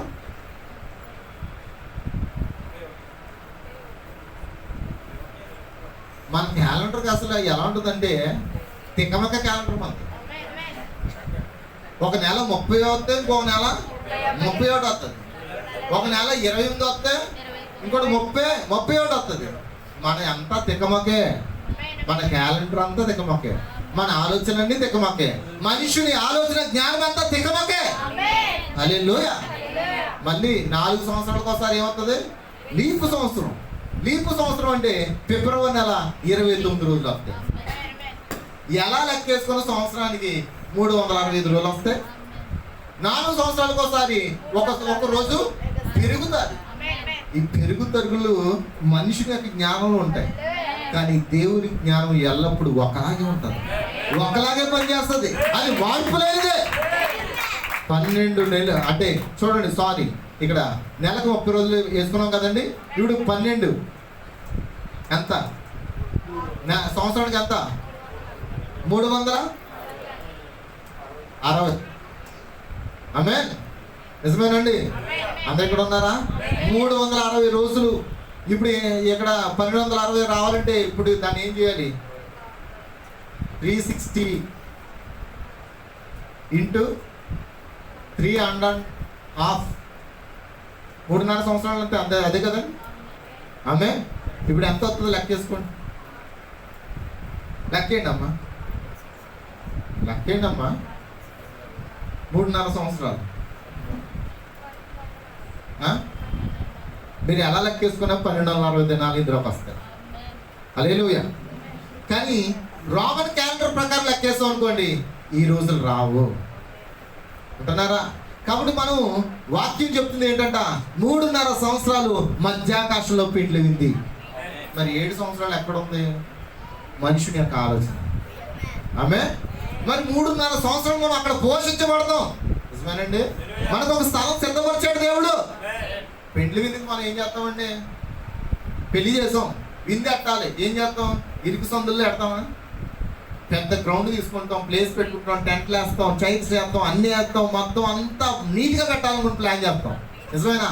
అందరూ చక్కగా తినాలని. కానీ మనకు ఒక దేవుడు స్థలం సిద్ధపరిచాడు. ఆమేన్.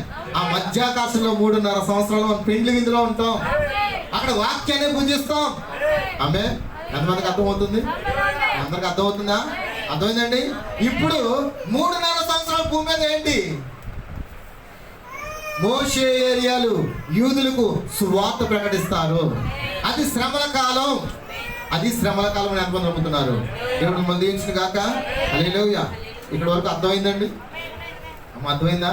అమ్మ మహాపట్నం గురించి నేర్చుకున్నాం కదా. హల్లెలూయా. చూడండి, గోడలు ఎలా ఉండవంట? తిన్నగా ఉండవు. ఎందుకు ఉండవు తిన్నగా? గోడలు ఒకవేళ తిన్నంగా ఉంటే చెప్పాలంటే దాన్ని ఏమంటారండి, 2300 కిలోమీటర్లు అనుకుందాం. దానికి 2300 కిలోమీటర్లు గోడ తిన్నంగా కట్టగలమా? మరి దేవుడు ఆ పట్టణం గురించి అలా చెప్పాడే. ఇక్కడ గోడలు కడితే మహా అయితే ఒక 50 అడుగులు లేకపోతే 100 అడుగులైనా కడుతున్నారేమో మహా అయితే. కానీ ఆయన కట్టిన పట్టణం 2300 కిలోమీటర్ల పైనే ఉన్నాడు. హల్లెలూయా.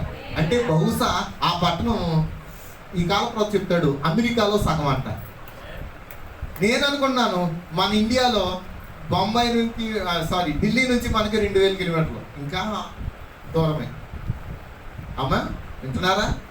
ఆ పట్టణం వెడల్పు అన్నీ కూడా ఎలా ఉన్నాయంట? సమానంగా ఉన్నాయి. అయితే ఈ కాలంలో చెప్తుంది ఏంటంటే ఆ పట్టణపు గోడ నిఠారుగా లేదంట. ఎలా ఉంది? వాలుగా ఉందంట. అమ్మా ఎలా ఉందండి?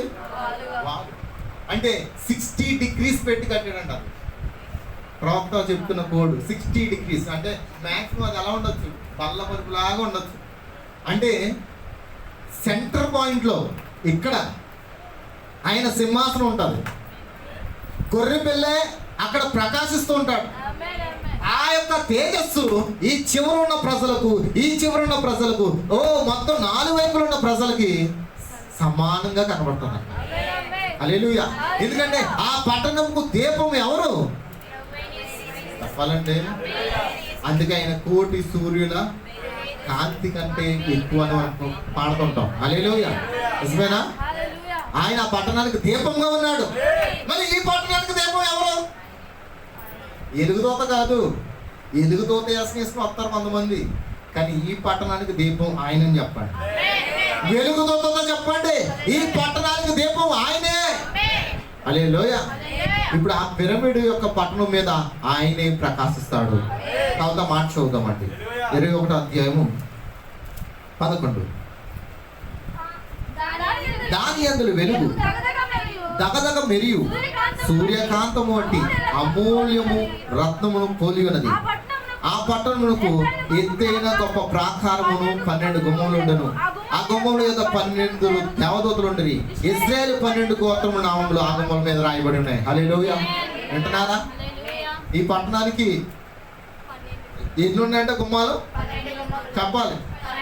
పునాదులు ఎన్ని ఉన్నాయి? మరి పునాదులు కూడా ఎన్ని ఉన్నాయండి? 12 పునాదులు. 12 పునాదులు గల పట్టణం అది. 12 గుమ్మాలు. 12 గుమ్మాలు ఎలా ఉన్నాయి? 3 గుమ్మాలు తూర్పుకి, ఉత్తర వైపున 3, దక్షిణ వైపున 3, పశ్చిమ వైపున ఆ పక్కనండి, ఆ పక్కన. వింటున్నారా? నాకు గీయడం రాదు కదా, మరి ఆ పక్కన అర్థం చేసుకోండి. 4 పక్కన కూడా 3 గుమ్మాలు చొప్పున దానికి లోపలికి ఆ పట్టణంలోకి వెళ్ళడానికి ఉన్నదంట. హల్లెలూయా. ఆ పట్టణానికి ఎన్ని పునాదులు ఉన్నాయి? 12 పునాదులకి ఎవరి పేర్లు పెట్టాడు? 12 మంది అపోస్తుల పేర్లు పెట్టాడు. ఎఫెసు పత్రిక 2వ అధ్యాయం 19 వచ్చింది అన్నమాట.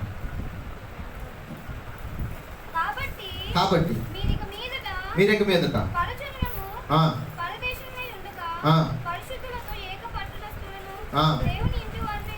ఒకసారి మళ్ళీ అందరూ కూడా బైబిల్ తెరిచి చూడండి. చాలా మంచి మాట అక్కడ రాయబడి ఉన్నది. ఎఫెసీ పేజ్ నెంబర్ చెప్పమ్మా తల్లి. 108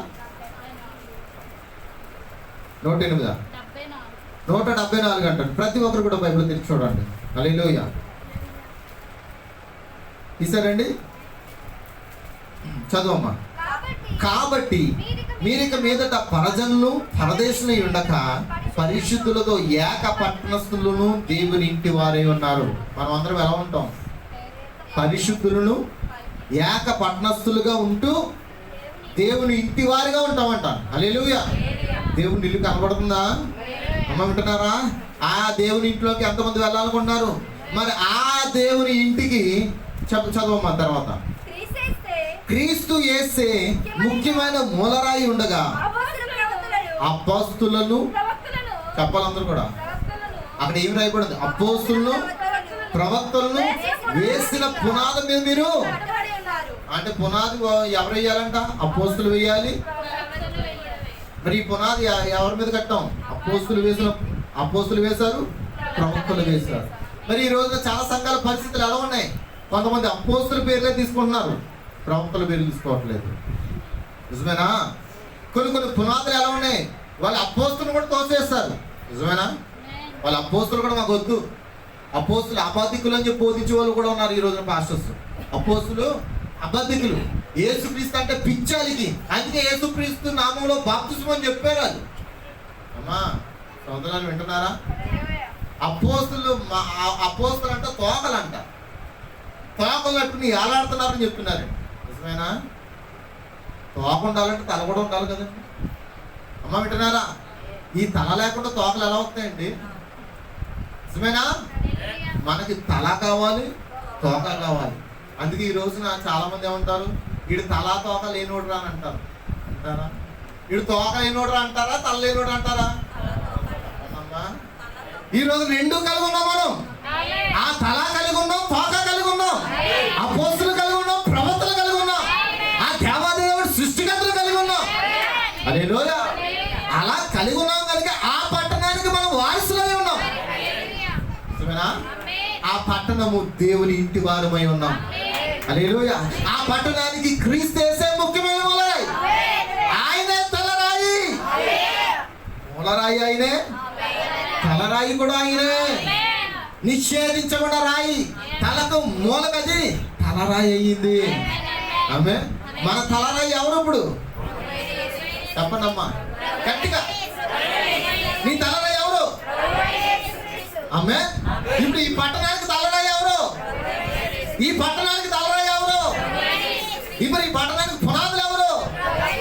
ఆమె అపోస్తులు ప్రవక్తలు వేసిన పునాది మీద మనం కట్టబడి ఉన్నాం. హల్లెలూయా. ఈ పట్టణానికి వెలుగు ఎవరు? ఆయనే. ఆమేన్.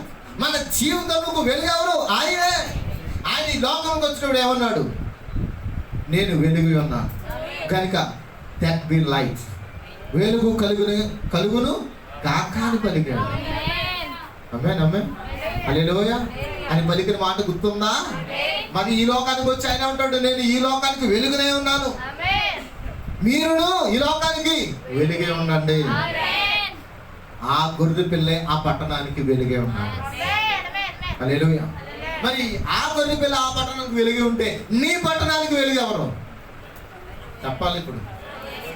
మరి ప్రభు అయిన యేసుక్రీస్తు వెలుగు ఎలా ఉంటుందని సార్? ప్రతి పాపమును చీకటిలో దాగున్న ప్రతి దాన్ని కూడా వెలుగులో తీసుకొస్తాను. అవునా? చీకటి కార్యాలన్నీ కూడా ఏం చెప్పాడు? వెలుగులోకి తీసుకొస్తా అన్నాడు. కాబట్టి ఆ వెలుగు ఒక దినాన ఆ సుక్కారాను బావి దగ్గర ఆ స్త్రీని కలుసుకున్నారు. హల్లెలూయా. వింటున్నారా? ఆ బావి దగ్గర ఆ స్త్రీని ఆ వెలుగు ఏం చేస్తుంది? తన జీవితానంతా బయట పెట్టింది.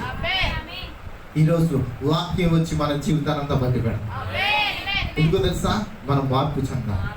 ఆ స్త్రీ ఇంకెన్నడూ తన జీవితాన్ని బయట పెట్టినప్పుడు ఇంకెన్నడూ పాపం చేయలేదంట, క్రీస్తును ప్రకటించిందంట. నిజమేనా? ఆమె కూడా ఆ పట్టణానికి వారసురాలని దేవుడు చెప్పాడు. అప్పటికి ఎంతమంది పట్టణంలో జీవించింది ఆమె? ఆరుగురితో గట్టిగా చెప్పడం పట్టణం. హల్లెలూయా. నీ బలహీనతలన్నీ పారిపోనుగా. హల్లెలూయా. ఆ పట్టణంలో ఉన్న వారి యొక్క బలహీనతలన్నీ పారిపోనుగాక. ఆ పట్టణానికి గొర్రె పిల్ల వెలుగు అయితే ఈ పట్టణానికి గొర్రె పిల్ల వెలుగు. మనకు ఒక కొత్త వెలుగు లేదు. ప్రవక్త మనకు వెలుగు కాదు, గొర్రె పిల్ల వెలుగు. ప్రవక్తకు మనకి మాదిరంతే. ఆయనలోంచి దేవుడు మనతో మాట్లాడుతున్నాడు. ఆ పట్టణానికి తీసుకెళ్ళాలంటే ఇప్పుడు నేను మీకు వివరిస్తున్నాను కదండి ఆ పట్టణం గురించి. ఆయన కూడా అంతే ఒక గైడెన్స్. హల్లెలూయా. మీకు అందరికీ అర్థమవుతుందా? నేను మీరు అందులో భాగస్థులు. ఆయన ప్రభువైన యేసుక్రీస్తు ఆయన మనల్ని ఏం చేస్తున్నాడు? స్వీకరిస్తున్నాడు. హల్లెలూయా. ఆ పట్టణం ఎలా ఉంటుందంట? నిటారుగా ఉండదంట, నిలువుగా ఉండదు. నిలువుగా ఉంటే ఆ పట్టణం ఊరు చుట్టూ మనం చూడలేము. హల్లెలూయా. అన్ని మీద వెలుగు ఎలా ఉంటుందంట? నాలుగు పక్కల ఒకలాగే ఉంటుందంట, సమానంగా ఉంటుందంట. ఎత్తు పొలాలు ఉండవు. నిజమేనా? ఈ బిల్డింగ్ కట్టినప్పుడు ఆ మూల 4 అంగుళాలు తెంచండి, ఈ మూల 2 అంగుళాలు తెంచండి అంటామా లేదా? ఇది ఎత్తుగా ఉండాలండి, అది దిగాలండి. కానీ దేవుని పట్టణం అండి సమానంగా ఉంటుంది. ఆయన మార్పు లేని వాడు దేవునిగా ఉన్నాడని ఆయన సూచిస్తున్నాడు. తూర్పున ఎంత ఎత్తున్నదో పడవను కూడా అంతే ఎత్తున్నది, ఉత్తరాన్ని ఎంత ఎత్తున్నదో దక్షిణాన్ని కూడా అంతే ఎత్తున్నది. ఆయన సమానం అని చెప్పాడు ఆ పట్టణం. హల్లెలూయా. ఎందుకో తెలుసా? ఆ పట్టణంలో ప్రతి ఒక్కరు కూడా సమానమే. ఆ పట్టణంలో నేను రాజుగా ఉంటాను, మీరు అందరూ ఎలా ఉంటారు? బొట్టుల వల్ల ఉంటారు. అవునా? చెప్పండి అమ్మా. ఆ పట్టణంలో నేనే రాజుని, మీరు బొట్టులాగా లేకపోతే బానిసలాగా ఉంటారు. నో, ఆ పట్టణంలో అందరూ సమానమే. గొర్రె పిల్ల రాజుగా ఉంటాడు. ఆయన ఆ రాజుగా ఉంటే రాజులు ఎవరు? మనమే. హల్లెలూయా. ఆ పట్టణంలో ఏముంటుంది తెలుసా? జీవవృక్షం ఉంటుందంట. ఏముంటుందండి? జీవవృక్షం. దేనికంటే జీవవృక్షం? ఆ జీవవృక్షం అంట ఆ రాజులు ఆకులు తెంపుకుని తింటారు. అంటే దేనికి? దేనికోసం? ఆ పట్టణంలో ఆకులు మనం స్వస్థత పొందుకోవడం తింటామంట. దేని స్వస్థత? రోగాలు ఉండవు కదా అందులోని, వేదన ఉండదు, బాధ ఉండదు. మరి ఎందుకంట స్వస్థత? చివరిసారిగా ఆ మాట చెప్పి ఆ జీవవృక్షం గురించి చెప్పి తర్వాత ఇంకా సబ్జెక్ట్ ఉంది, అది మళ్ళా మనం వచ్చే వారం నా గురించి ప్రార్థన చేయండి. హల్లెలూయా. ఎంతమంది తెలుసుకోవాలనుకున్నారు? ఈరోజు ఆ పట్టణంలో వెలుగు గురించి అర్థమైందా? ఆమేన్. ఇప్పుడు ఆ పట్టణంలో జీవవృక్షం ఉన్నది. మరి ఆ జీవవృక్షం ఆకులు మనకు స్వస్థత ఇస్తాయంట. ఎలాంటి స్వస్థత తెలుసా? ఒకసారి ఆదికాండం తీద్దాం.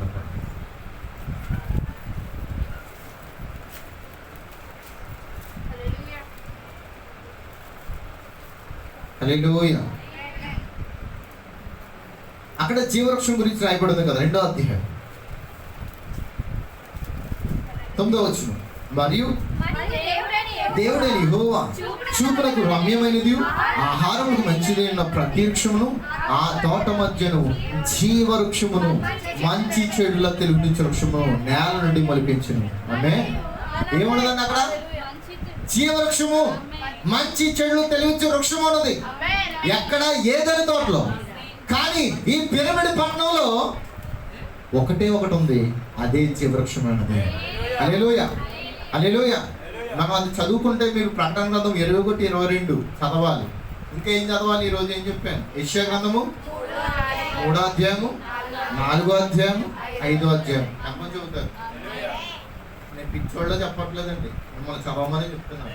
ఎందుకో తెలుసా? మన ఈ లోకంలో ఉన్న పిచ్చి పోతే ఆ పర సంబంధమైన పిచ్చి కలిగి ఉంటాం మనం. నేను క్రీస్తు వరకు పిచ్చోడిని. హల్లెలూయా. ఆ రాజ్యంకి వెళ్ళాలనే బెంగ నాకు ఉంది. మీకు లేదా బెంగ? బెంగ లేదండి. సంజయ్ రామ్ గారు ఆ స్థలంలో ఇల్లు కట్టుకుని వెళ్ళిపోవాలని బెంగ లేదా మీకు? చెప్పండి అమ్మా. ఆ ఇల్లు ఎంతకాలం ఉంటాం? పాస్ గారు ప్రార్థన చేయండి, ప్రార్థన చేయండి, ప్రార్థన చేయండి, ప్రార్థన చేయండి అన్నది. ప్లాట్ల కోసం తిరగని స్థానం లేదు, తిరగని ప్లాట్ లేదు. నన్ను కూడా తిప్పింది ఆమె. చివరికి నేను కూడా ప్రయత్నాలు చేసి ఎందుకు రాలేదో. ఆ ప్లాట్లలో ఉంటే ఆమె జీవితం బాగుండదని దేవుడు ఎరిగి ఉన్నాడేమో. ఏ ప్లాట్ దగ్గరికి వెళ్ళినా మందు కొట్లు, వ్యాంది కొట్లు, సారా కొట్లు. పాస్ గారు అందుకే వద్దండి ఈ ప్లాట్లకి, కింద మందు కట్టండి, నేను పైన ఉండాలని. అమ్మ నిజమేనమ్మా? కొనేసుకుందాంలే అనుకుని ముందుకెళ్ళేది, కానీ ఏదో ఆటంకం. ఆటంకం ఎందుకు కలిగాయి? దేవుడు ఇచ్చాడు. హల్లెలూయా. ఇప్పుడు స్థలం కొనుక్కుంది దేనికో తెలుసా? ఆ స్థలంలో ఇల్లు కట్టుకుని నా బిడ్డలతో నేను సుఖంగా జీవించాలి. ఇప్పుడు నా తండ్రి కూడా చెప్పే ఆలోచన ఏంటో తెలుసా? నా తండ్రి ఇంటి అనేక నివాసం కలవు, లేని ఏడల మీతో చెప్తున్నాను, నేను మీకు స్థలము సిద్ధపరచ వెళ్ళుచున్నాను. ఎందుకో? మీరు నేను ఆయన కలిసి ఉండాలి. ఎలాగా? రాజులు రాజులు ఎవరు? మన ప్రధానమంత్రి, ముఖ్యమంత్రి, వీరు కాదండి రాజులు, మనమే రాజులు. మరి ప్రభులకు ప్రభు ఆయన. మరి ప్రభు ఎవరు? మనమే. మన ప్రభువులో రాజులు అంటాం. అక్కడ యాజక సమూహంగా ఉంటాం. ఆ పట్టణంలో జుట్టు ఊడిపోవడం లేవు, కళ్ళు ఊడిపోవడం లేవు, కడుపు నొప్పులు లేవు, వ్యాధులు లేవు. నిజమేనా? మరణం లేదు, దుఃఖం లేదు. నిజమేనండి. ఆ గొప్ప పట్టణంలో వేదన అనేది లేదు. ఇప్పుడు మీరు వేదన అనిపిస్తున్నారు మీ భర్తల ద్వారా, ఇప్పుడు మీరు వేదన అనిపిస్తున్నారు మీ బిడ్డల ద్వారా. నిజమేనా? ఈ తలపోట్లు, ఈ బాధలు ఎంతకాలం పడదాం? ఎంతమందికి ఆ ఇంటి మీద బెంగ ఉంది? హల్లెలూయా. అమ్మ జీవరత్న గారు, ఇంటి మీద బెంగ ఉందా? గిఫ్ట్ అయిపోతుంది భాస్కర్ గారు. ఇల్లు పూర్తి అయిపోతే మేము అన్నా ఇంట్లోకి వెళ్ళిపోవాలి. ప్రార్థన చేయండి అని అడుగుతుంది. నిజమేనా? ఇప్పుడు ఏం చేయాలి? ఇప్పుడు ఆ ఇల్లు కట్టబడాలి. ఆటంకాలు వస్తున్నాయి, అయినా సరే కట్టబడుతుంది. ఎందుకో తెలుసా? ఆ ఇంటిని నీకు ఇచ్చినట్లుగా దేవుడు చూచాడు. హల్లెలూయా. అది కంప్లీట్ అవుతుంది, కొంత సమయం పడుతుంది. అప్పుడు దాకా మనకు ఒత్తిడి ఉంటుంది. పిల్లల ద్వారా ఒత్తిడి, భర్తల ద్వారా ఒత్తిడి, చుట్టుపక్కల వారి ద్వారా ఒత్తిడి. అవునా? అంతం వరకు సహించుకున్నవాడే ధన్యుడు. అంతవరకు సహించుకుంటారు. హల్లెలూయా. మీ ప్రతి సమస్య ఎక్కడ తిరిగిందంటే ఆ పిరమిడ్ పట్టణంలో తిరిగి. అక్కడ నిత్యము సంతోషము, నిత్యము సమాధానము, శాంతి. నిజమేనా? ఆ జీవవృక్షం గురించి చదివాం కదా. ఆ జీవవృక్షం అంటే ఏంటో తెలుసా? ఆ జీవవృక్షము దేవుడే ఆ ఏదైనా తోటలో ఉంచాడు. ఒకవేళ ఆదాము ఆ జీవవృక్షం కానీ తింటే ఇంకెన్నడూ చనిపోడు. అమ్మ వింటారా? జీవవృక్షం తింటే ఎన్నడూ చనిపోతాడా? ఎవరైనా చచ్చిపోతారా? జీవవృక్ష ఫలాలు తినకుండా వాళ్ళు ఏం తిన్నారు? మంచి చెడులు తెలుగుతూ వృక్షం ఫలములు తిన్నారు కనుక మరణం వారికి వచ్చింది. హల్లెలూయా, హల్లెలూయా. కానీ చూడండి ఒక్కసారి 22వ వచనం చదవండి.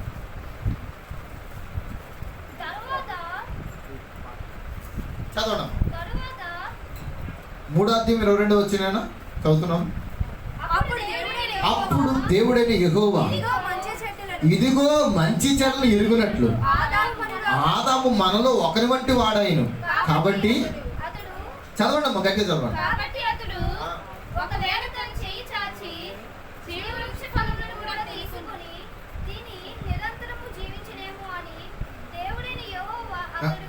ఏ నేల నుండి తీయబడినో దాని సేద్యపరచుటకు ఏదైనా తోటలో అంటే అతను పప్పు వేసు చాలు.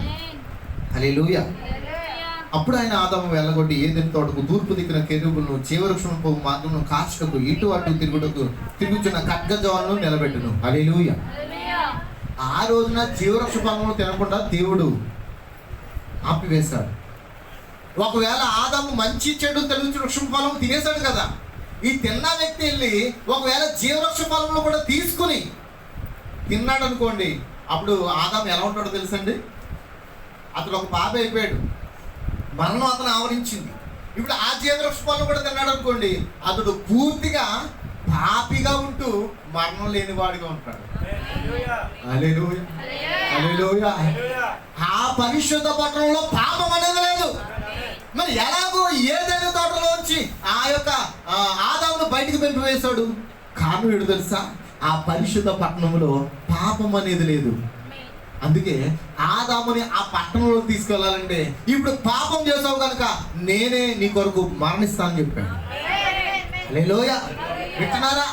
పాపం ఎలా వచ్చింది? రక్తం వల్ల వచ్చింది. రక్తానికి రక్తమే. ముళ్ళు తీయాలంటే ఏం చేయాలి? నిజమేనండి, ముళ్ళుతోనే తీయాలి. ఇప్పుడు మనం వాడే మందులన్నీ ఏంటనుకున్నారు? దగ్గుకు వాడే మందు ఏంటనుకున్నారు? దగ్గు సంబంధమైందే. దగ్గుతోనే కొట్టాలంట. కరోనాని, బతుకున్న కరోనాని, చచ్చిన కరోనాని ఎక్కించి చంపాలంట. పెట్టున్నారా? మందులన్నీ ఎలా తయారు చేయబడి అనుకున్నారు? ఒకటేమో రియాలిటీ ఉంటే, ఇంకోటి ఏంటి? డూప్లికేట్. అంటే దాంట్లో డూప్లికేట్ తీసుకెళ్ళి ఏం చేయాలి? దాని మొత్తం అంతా దాని వైపు తిప్పుకోవాలన్నమాట. నువ్వు చచ్చిన దాని వరకు చెప్పాలి. ముళ్ళుతోనే తీయాలి. నిజమేనా? అందుకే రక్తం ద్వారా వచ్చిన పాపాన్ని దేవుడు యేసుక్రీస్తు రక్తం ద్వారా కడిగేశాడు. హల్లెలూయా. కాబట్టి ఆ జీవవృక్ష ఫలంలో ఒకవేళ తిన్నాడు అనుకోండి, ఇంకెప్పుడు చనిపోడు. ఎలా ఉంటాడు? నిత్యము పాపి వలే ఉంటాడు. ఆమె ఇంకా పుట్టిన వాళ్ళందరూ అలా ఉంటారు. ఇంకా పాపంతోనే పుడతారు, ఇంకా చచ్చిపోరు. ఇంకా పుడుతూనే ఉంటారు, ఇంకా చచ్చిపోరు. చచ్చిపోతే ఈ భూమి రాక్షసులతో నిండిపోతుంది. ఇది పాప భూమి అయిపోద్ది. అందుకే దేవుడు దీన్ని ఏం చేశాడంటే డిస్ట్రాయిడ్ చేశాడు. అందుకే ఈ భూమిని కాల్చివేయబోతున్నాడు. అందుకే ఈ భూమిని ఏం చేయబోతున్నాడు? మొత్తం ఇంద్ర మీద కృత్యములన్నీ కాల్చేస్తున్నాడు. హల్లెలూయా. ఎందుకు తెలుసా? పాపాన్ని తీసివేసి ఆ యొక్క పరిశుద్ధ పట్టణం నుండి తీసుకెళ్ళాలి. జీవవృక్షం ఏం చేస్తుంది? స్వస్థత ఇస్తుంది. నిజమేనండి? ఏంటి ఆ స్వస్థత? ఆదామంట జీవవృక్ష ఫలం తింటే ఇంకెన్నడూ చనిపోడు. అతనికి ఏమంటా ముసలి వెంట్రుకలు రావు, పళ్ళుడుకో, చర్మం ముడతలు రాదు. నిజమేనా? ఇంకా అతను నిత్యము ఎవరితో ఉంటాడు. కానీ ఆ స్థానం కోల్పోయాడు అతను. కానీ దేవుడు అదే స్థానాన్ని ఇప్పుడు మనకిస్తున్నాడు.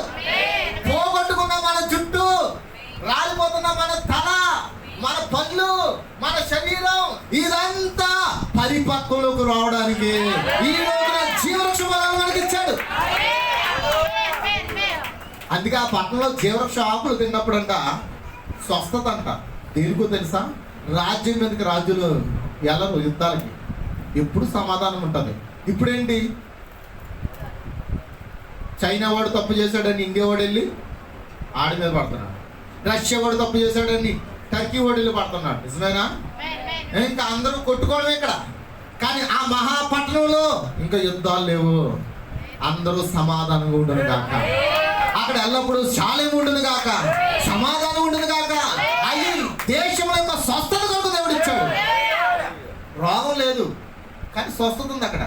దేని స్వస్థత అంటే మనస్సులో స్వస్థత, దేశంలో స్వస్థత, మన యొక్క పూర్తి సమాధాన సంబంధమైన స్వస్థత అందులో ఉన్నది. ఇక్కడ మనకి ఏ స్వస్థత లేదు. ఇప్పుడే కూర్చున్నారు ఆరాధనలోకి, ఇంటికి వెళ్ళిపోగానే ఏదో దెయ్యం పెడతాడా? ఏదో రకంగా పెడతాడు. పిల్లులోనో కుక్కలోనో వస్తాడు ఒక్కడా. కానీ నువ్వేం చేస్తావు? స్వస్థత కోల్పోతావు. కోల్పోయినప్పుడు నువ్వు జ్ఞాపకం చేసుకో, ప్రభువా నాకు సమాధానం దయచి పలుకుతా. ఆమె నువ్వు పలికితే జరుగుగాక. సమాధానం దయచి. గొడవ జరిగిన సమాధానం దయచేయి, హింస జరిగిన సమాధానం దయచేయి. నీకు శోధన ఎదురవుతుందా? నాకు సమాధానం దయచేయి. నువ్వు ఇబ్బందుల కొలువులో ఉన్నావా? సమాధానం దయచేయి. మరి నువ్వు ఎక్కడ ప్రార్థించాలి? సమాధానానికి అక్కడ దొరకదు. ఆ పిరమిడ్ కలిగిన మందిరానికి రావాలి. ఆ దేవుని సన్నిధిలో మోకరించి ప్రార్థించాలి. వెంటనే నువ్వు సమాధానంతో తిరిగి వెళ్తావు. హల్లెలూయా. ఆ కార్యం నీలో జరగాలని దేవుడు ఈ రోజు వాక్యం ద్వారా మనల్ని హెచ్చరిక చేస్తాడు. ఎంతమంది ఆ పిరమిడ్ పట్టణంలో రావాలనుకుంటున్నారు? ఆ పట్టణ సంబంధంలో ఎంతమంది జీవించాలనుకుంటున్నారు? ఈరోజు కేవలం నేను ఆ పట్టణం మీద ఉన్న వెలుగును, ఆ పట్టణంలో ఉన్న జీవవృక్షం మీకు పరిచయం చేశాను. ఇంకా చాలా ఉన్నాయి. నదులు ఉన్నాయి, పార్కులు ఉన్నాయి, తోటలు ఉన్నాయి, బంగారు ఇళ్ళు ఉన్నాయి. ఇంకా అందులో ఏమన్నా తెలుసా? పాస్ గారు పట్టణం ఏమో ఎలా ఉంటుంది కదండి, మరి ఇవన్నీ ఎక్కడ ఉంటాయండి? పట్టణం ఎలా ఉండదండి, చూచుటకి ఎలా ఉండదంట? ఇక్కడ నుండి చూస్తే ఆ సింహాసనం కనబడుతుందంట. ఆ సింహాసనం మీద కూర్చున్న వారి వెలుగు కనబడుతుందంట. ఏ పక్క నుండి చూసినా వెలుగు కనబడుతుంది. ప్రవక్త అంటాడు, అసలు భూమి షేపే మారిపోయిందంట. భూమి ఎలా ఉంటుంది? పిల్లల్ని అడిగి చెప్తాడు, భూమి ఎలా ఉంటుందమ్మా? భూమి ఎలా ఉంటుంది? గుండ్రంగా ఉంటుందంట. కానీ సముద్రం ఎక్కువ ఉండదు కదా. ఏమో ఇప్పుడు సముద్రం ఎంత ఉందనుకున్నారు? 5 వంతులు సముద్రం ఉంటే 1 వంతు భూమి ఉంది. అప్పుడు ఇంక సముద్రం ఉండదు, ఇంక భూమే ఉంటుంది. ఇంక భూగోళిక లెక్కలన్నీ మారిపోతాయి. నిజమేనా? ఇదంతా మారిపోబోతుంది. ఆ నూతన యెరూషలేముకు మనం వెళ్ళబోతున్నాం. ఆ నూతన యెరూషలేము ఏదో ఎవరో కాదు, అది నీవే ఉన్నావు. ఆ పట్టణాన్ని కట్టబడిన రాయి ఎవరో కాదు, నీవే. అందులో నేను భాగమే ఉన్నాను. నా ఇల్లు అక్కడ ఉంది, మీ ఇల్లు అక్కడ ఉంది. నిజమేనా? ఎంతమందికి ఇల్లులు ఉన్నాయి? మరి అందులో ఇంకేమున్నాయో నేర్చుకుంటారా? తెలుసుకుంటారండి. అందులో చాలా ఉన్నాయండి. నేను ఇష్టపడిన ప్రతిదాన్ని దేవుడు అందులో ఉంచాడంట నా కోసం. ఈ కాల ప్రవక్త ఇష్టపడిన ప్రతిదాన్ని అందులో ఉంచాడంట. అతడు కొనుక్కున్న కుర్చీ కూడా అక్కడ ఉందంట. అతడు చూచాడు, అతడు వాక్యంలో బోధించాడు. నేను ఆ యొక్క పట్టణంలోకి వెళ్ళినప్పుడు అక్కడ నాకేం కనబడుతుంది అన్నాడు. ఎప్పుడూ తనకి ఇష్టమైన కుసాన్ కుర్చీ అంటే తెలుసండి, ఇలా కుర్చీని ఊగుతారు కదా, అది కొనుక్కోవాలని ఆశ అంట. తన భార్య తనకు అనుకుంటున్న ఆ దినాల్లో డబ్బులు కొరతండి, కొనుక్కోలేని పరిస్థితి. ఆమె ఊలు అల్లుతూ, ఏ స్వెటర్స్ అవి అల్లుతారు కదండి. ముందు మన ఆడవాళ్ళు చక్కగా అల్లివ్వరండి. ఇప్పుడు అన్నీ మర్చిపోయారనుకోండి, ఎందుకంటే సెంట్రల్ స్కూల్లో కూడా నేర్పించేవారు. ఊళ్ళల్లి ఆ వాటిని అమ్మి వచ్చిన డబ్బుతో ఆమె కుసాన్ కుర్చీ కొన్నది. అది కూడా ఇన్స్టాల్మెంట్. వింటున్నారా? రాగానే సంతోషంతో ఎక్కడికైనా కోటాలకు వెళ్ళి వచ్చి ఆ కుర్చీలో కూర్చుని రిలాక్స్ తీసుకునేవాడు. కానీ రిలాక్స్ ఎంతో కాలం లేదు. ఎందుకంటే ఎందుకు లేదు? ఫైనాన్స్ కట్టకపోతే ఏం చేస్తారు? పట్టిపోతారా? ఈ బాక్స్ ఫైనాన్స్ కట్టకపోతే ఏం చేస్తారు? సరా? ఇప్పుడు ఆ కుర్చీ పట్టిపోయారు, బాధపడ్డాడు. కానీ దేవుడు అదే కూర్చుని ఆ యొక్క భవంతులో ఉంచాడు. ఆయన దర్శనంలో చూచాడంట. అది ఆశ్చర్యపోతున్నాడు. అక్కడ గుర్రాలు ఉంటాయా? చెప్పాలి, గుర్రాలు ఉంటాయా? అండి, పర్లోక రాజ్యంలో గుర్రాలు ఉండవా? ఆ పిరమిడ్ సీట్లో గుర్రాలు ఉండవా? సింహాలు, పులులు, మేకలు, గొర్రెలు ఉంటాయా? చెప్పండమ్మా. పాములు ఉంటాయా? ఉంటాయి. చెప్పాడు దేవుడు. దాని గురించి కూడా మనం వచ్చేవారు నేర్చుకున్నాం. అందులో ప్రతి దాని గురించి దేవుడు ఈ వాక్యాన్ని మేము హృదయంలో దీవించుగాక. ప్రార్థిద్దామని అందరూ కూడా ప్రార్థించండి, అడగండి. ప్రభువా, ఆ పట్టణంలోకి నేను కూడా రావాలి ప్రభువా. ఆ పట్టణంకి వెళ్ళాలంటే నేను ఏం చేయాలి ప్రభువా? ఆ 7 స్త్రీల వల్ల నేను ఉండకూడదు.